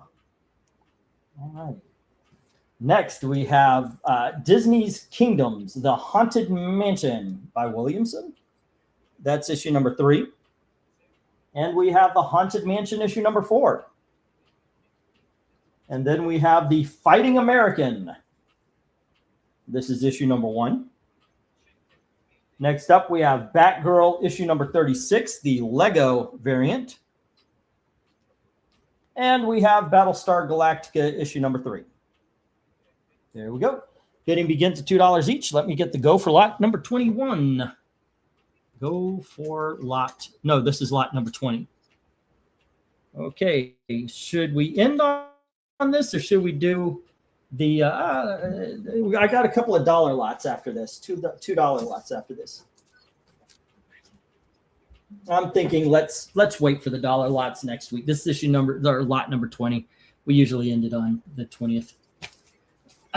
You okay with that? Oh, gee, can we do more? Yeah, okay. Yeah, we'll do the lots. Quest Probe. Someone's not feeling the spirit of that comment. My doctor once gave me a Quest Probe. It was not good. Well, I'm glad that they have blood tests now to check the prostate. What did they give you, the Spider-Man one? What, the Quest Probe? Better. Yeah. Gotcha. I asked, would it be okay if I pay for the books when I fill an envelope? Yeah, of course. Yeah, absolutely. That's what I said. If you guys pay, if you're waiting for a bigger box or a bigger bag, pay for the books. A-okay. You know, I've got them downstairs, so it's okay. I can't hold everything up here anymore.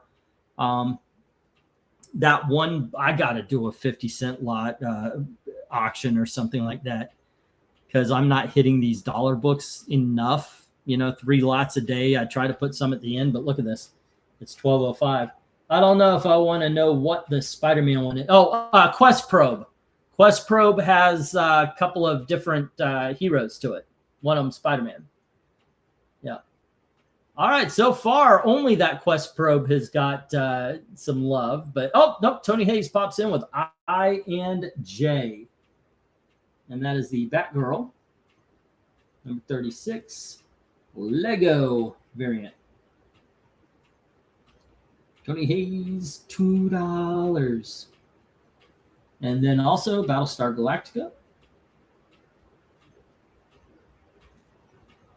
Number 3, Tony Hayes, $2. In all honesty, I thought Tony Hayes was going to go for the Haunted Mansion. Tony is making me wary of my choice of bid, says Austin. Tony Hayes says 3 on E. Let's get that Hulk versus Quasimodo. Versus Quasi. And that's Tony Hayes at $2. All righty. Cool. And Johnny Quest was a fun series. It was.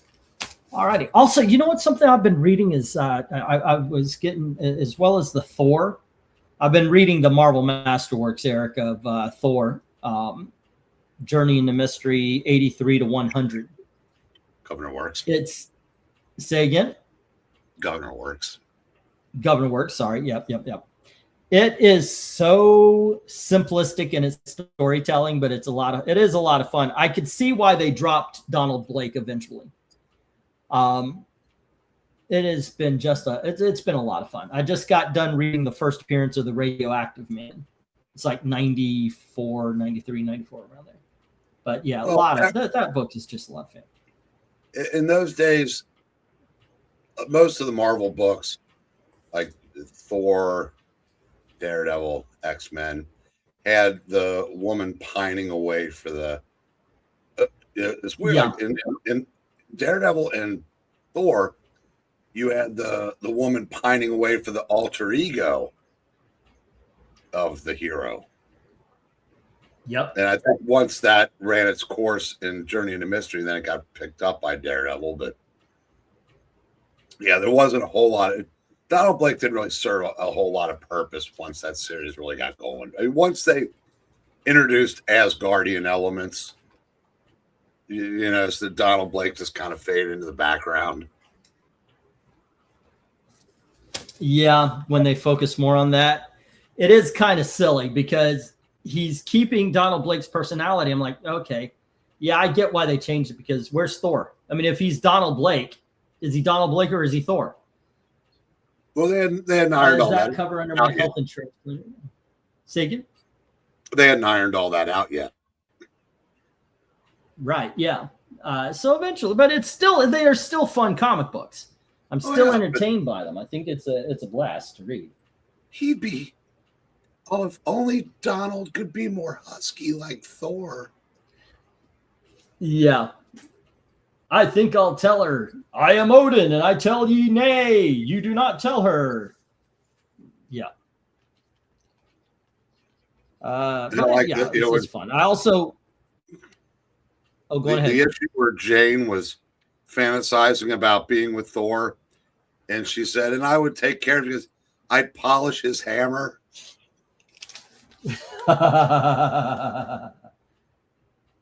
Oh, yeah. It showed her literally polishing his, mignon on her butt. Stan had to be thinking when he did that. Especially if she's not doing the hammer part. That's true. Excuse me. All right, let's get the stop here. All right, stop. And I'll bring these down. We have Tony Hayes with the Quasimodo. Didn't somebody get Quest Probe? Yeah, Austin. Let me find the Austin page. Here we go. All righty, it is Quest Pro Hulk at $2, and that puts Austin has Strike Force Moratory number 3, Batman 380 at $1, Batman 389 at $9, Millie the Model at $5, Marvel Team Up 140 at $3, and Quest Probe Hulk at $2 for $20. All right. Let me get these down. We'll get the next. Well, no, we're going to stop here. I'll use those dollars for dollar books for next auction. We'll start them off with it. Okay, so Austin had the Quest Probe Hulk. Tony Hayes had the Quasimodo Hulk and Batgirl and Battlestar Galactica. Everything else there is going to hit the reject box, which I think, nope, it's still even. I think it is an even split right down the middle. All right.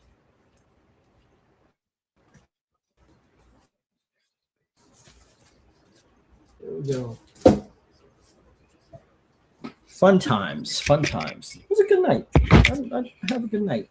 In spite of, like I said, the shoulder right here, the hand, it is in pain right through. I mean, it's just because that's what I tried to catch myself. I feel like I got scraped this side.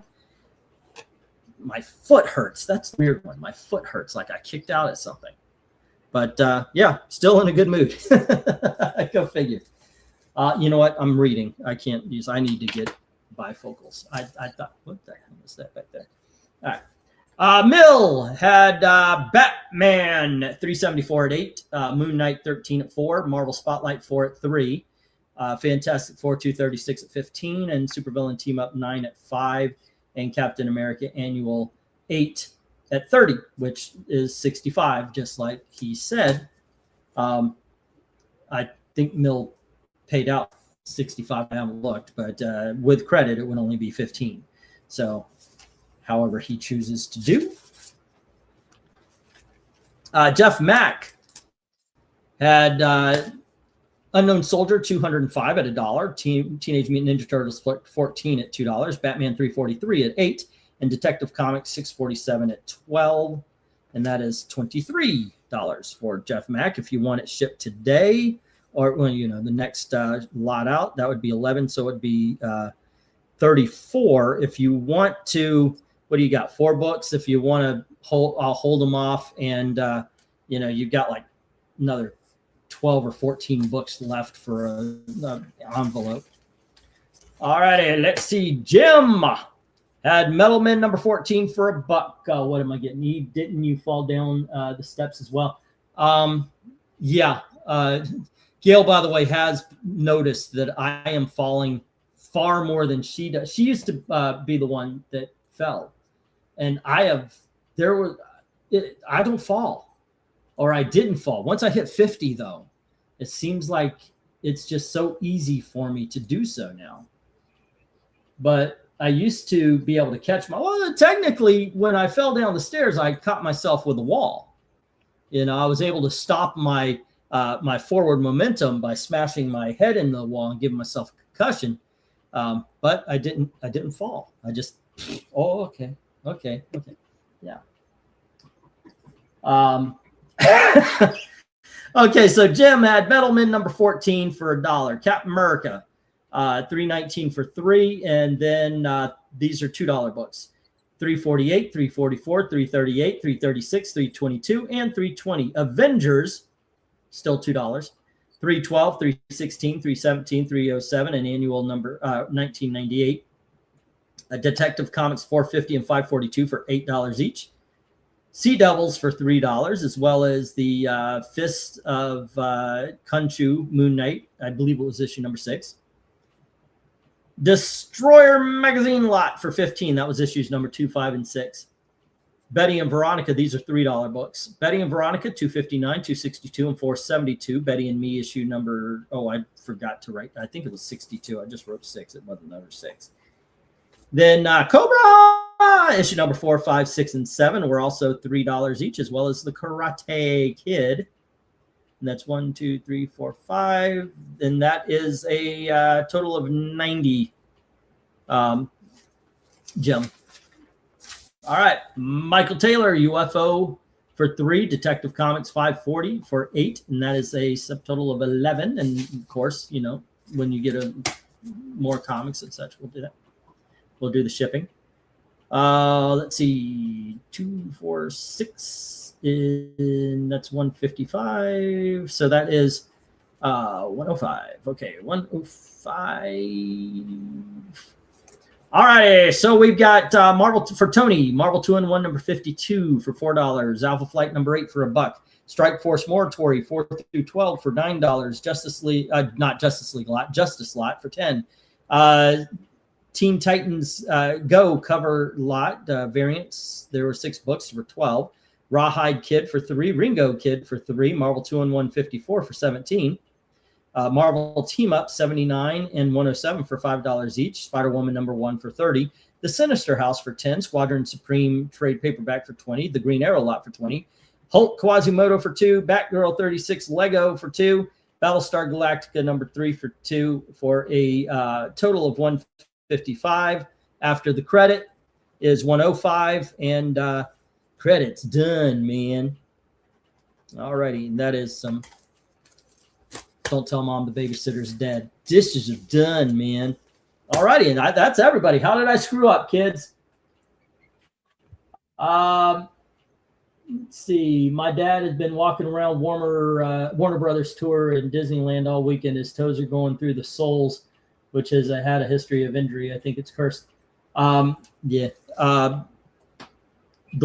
worst thing you could do is buy new shoes to walk around theme parks. A lot of people do this. I want to get some new tennis shoes. That way, break those fuckers in before you go, because you will kill your freaking feet to try to break them in while walking around theme parks. I've had bouts of fall in the recent past as well. So why do we fall, E? To prove that we're old and we can no longer take the injuries that we used to be able to take. That's why. To make us realize that we are no longer younger men. I know as old. I don't know if you do this, Eric. I don't know how athletic you were when you were younger, but I had to stop myself from saying things like, I can hold my breath for damn near 5 minutes, which when I was a kid, you got to realize I grew up near water. I was swimming all the time. I could hold my breath for an unfathomable amount of time for a human. Well, actually about 4 minutes 30. I made it to 4:50 once, but I was wiped out. I was wiped out. And I said, actually, in like I was 35, and I said, I could hold my breath for almost 5 minutes. I tried. I couldn't make it 2. So you got to kind of admit that the things that you do anymore, you just can't do it anymore. When I was a kid, I could do a double backflip. Nope. Not anymore. I'm lucky I can hold my breath for 10 seconds. I'm supposed to when I use my inhaler. Yeah, it's just go figure. Me and my cousin, and this is the fun that we had when we were kids. We had an old garbage can. You talk about the thing. We cleaned it out. I mean, we cleaned it. We put a big ass thing of dishwashing liquid in there, and we were just scrubbing. We were making sure it was clean. And then we filled it up after it was clean. We filled it up with water. It was like a dunk tape. We would take turns holding our breaths to see how long we could do. That was summer fun. Summer fun back then was you get a garden hose, you hold it up in the air so it felt like it was raining down to cool you off. Why do we fall? Gravity. Oh no, I missed it. Did all the 2-in-1 sell? Yes, actually, all of the 2-in-1s did sell. I did have 2 team ups that didn't sell. Book, I believe it was 85 and 88. Invisible Girl. And it was a triple. Shang-Chi, somebody, Nick Fury, and Black Widow. Those were the 2. Marvel team up didn't sell, but the Marvel 2-in-1s did go. Are flip-flops okay for I would say get sandals. You want some like get something to attach to the foot. Flip-flops aren't great for theme park walking because you are going to walk 3 to 5 miles easily. Now granted, it's walk, go inside, but it takes a bite. So I would recommend like if you're gonna go open toe anything, sandals. I used to do that all the time myself. Jane Stream named a winner boy. He did send it to her. I get the money order, and I just uncovered a whole bunch of the books, which I will send them to because I have some. I have something else for them. I was just gonna send them all together. Let's see. I barely found out that Adult Earth 2 Robin married Batgirl and Batman Family 11. Probably a fake out. Either way, that's another addition to my list. Okay. Cool. Well, anyway, I'm not seeing Jim tell me my math was wrong. I say trying to cue Jim and telling me if everything's kosher. Let's see. So let's see. What is going on? Tomorrow, Super Bowl, kids. We are once again going to postpone the cover ranking. Sorry about last night. Last night, I was getting sick. Like I thought I was going to puke everywhere. Thankfully, it didn't turn out that way. But I was afraid it would be one of these situations where I would be stopping the show every 5 minutes because it could have been one of those situations because my stomach just got really sick and I didn't want, everybody out 2 exits and stop the show every 5 minutes. But tomorrow we're going to do Super Bowl, and then Tuesday will be the fake out covers, and then Wednesday will be Warlord 1 through 12, and then Friday the bracket fights. All righty. That being said, I'm not seeing any message. Did anybody see a message from Jim telling me I was wrong about my math? I always expect it. I expect it now. There we go. Either way, thanks for hanging out with us. Thank you, Eric, for jumping on early. I'm glad you had a great day at sports, man. Glad you were excited and such. Yeah. And I will see you mañana. What time does the Super Bowl start? About 6:30. 6:30. Does the game start at 6:30? Yeah. Okay. Wow, that's early. All right. Cool. That means we'll be done. We'll be done early. All right. Join us 6:30. We're gonna hang out, watch the Super Bowl, chat, do whatever. All right. And by the way, just a heads up to anybody who might jump on the panel. Snacks are allowed on Super Bowl Sunday. I'm not going to say, hey, you can't have those awesome wings that you're probably getting. All right, kids. Thanks for hanging out. And as always, thank you very, very much for watching. Yeah.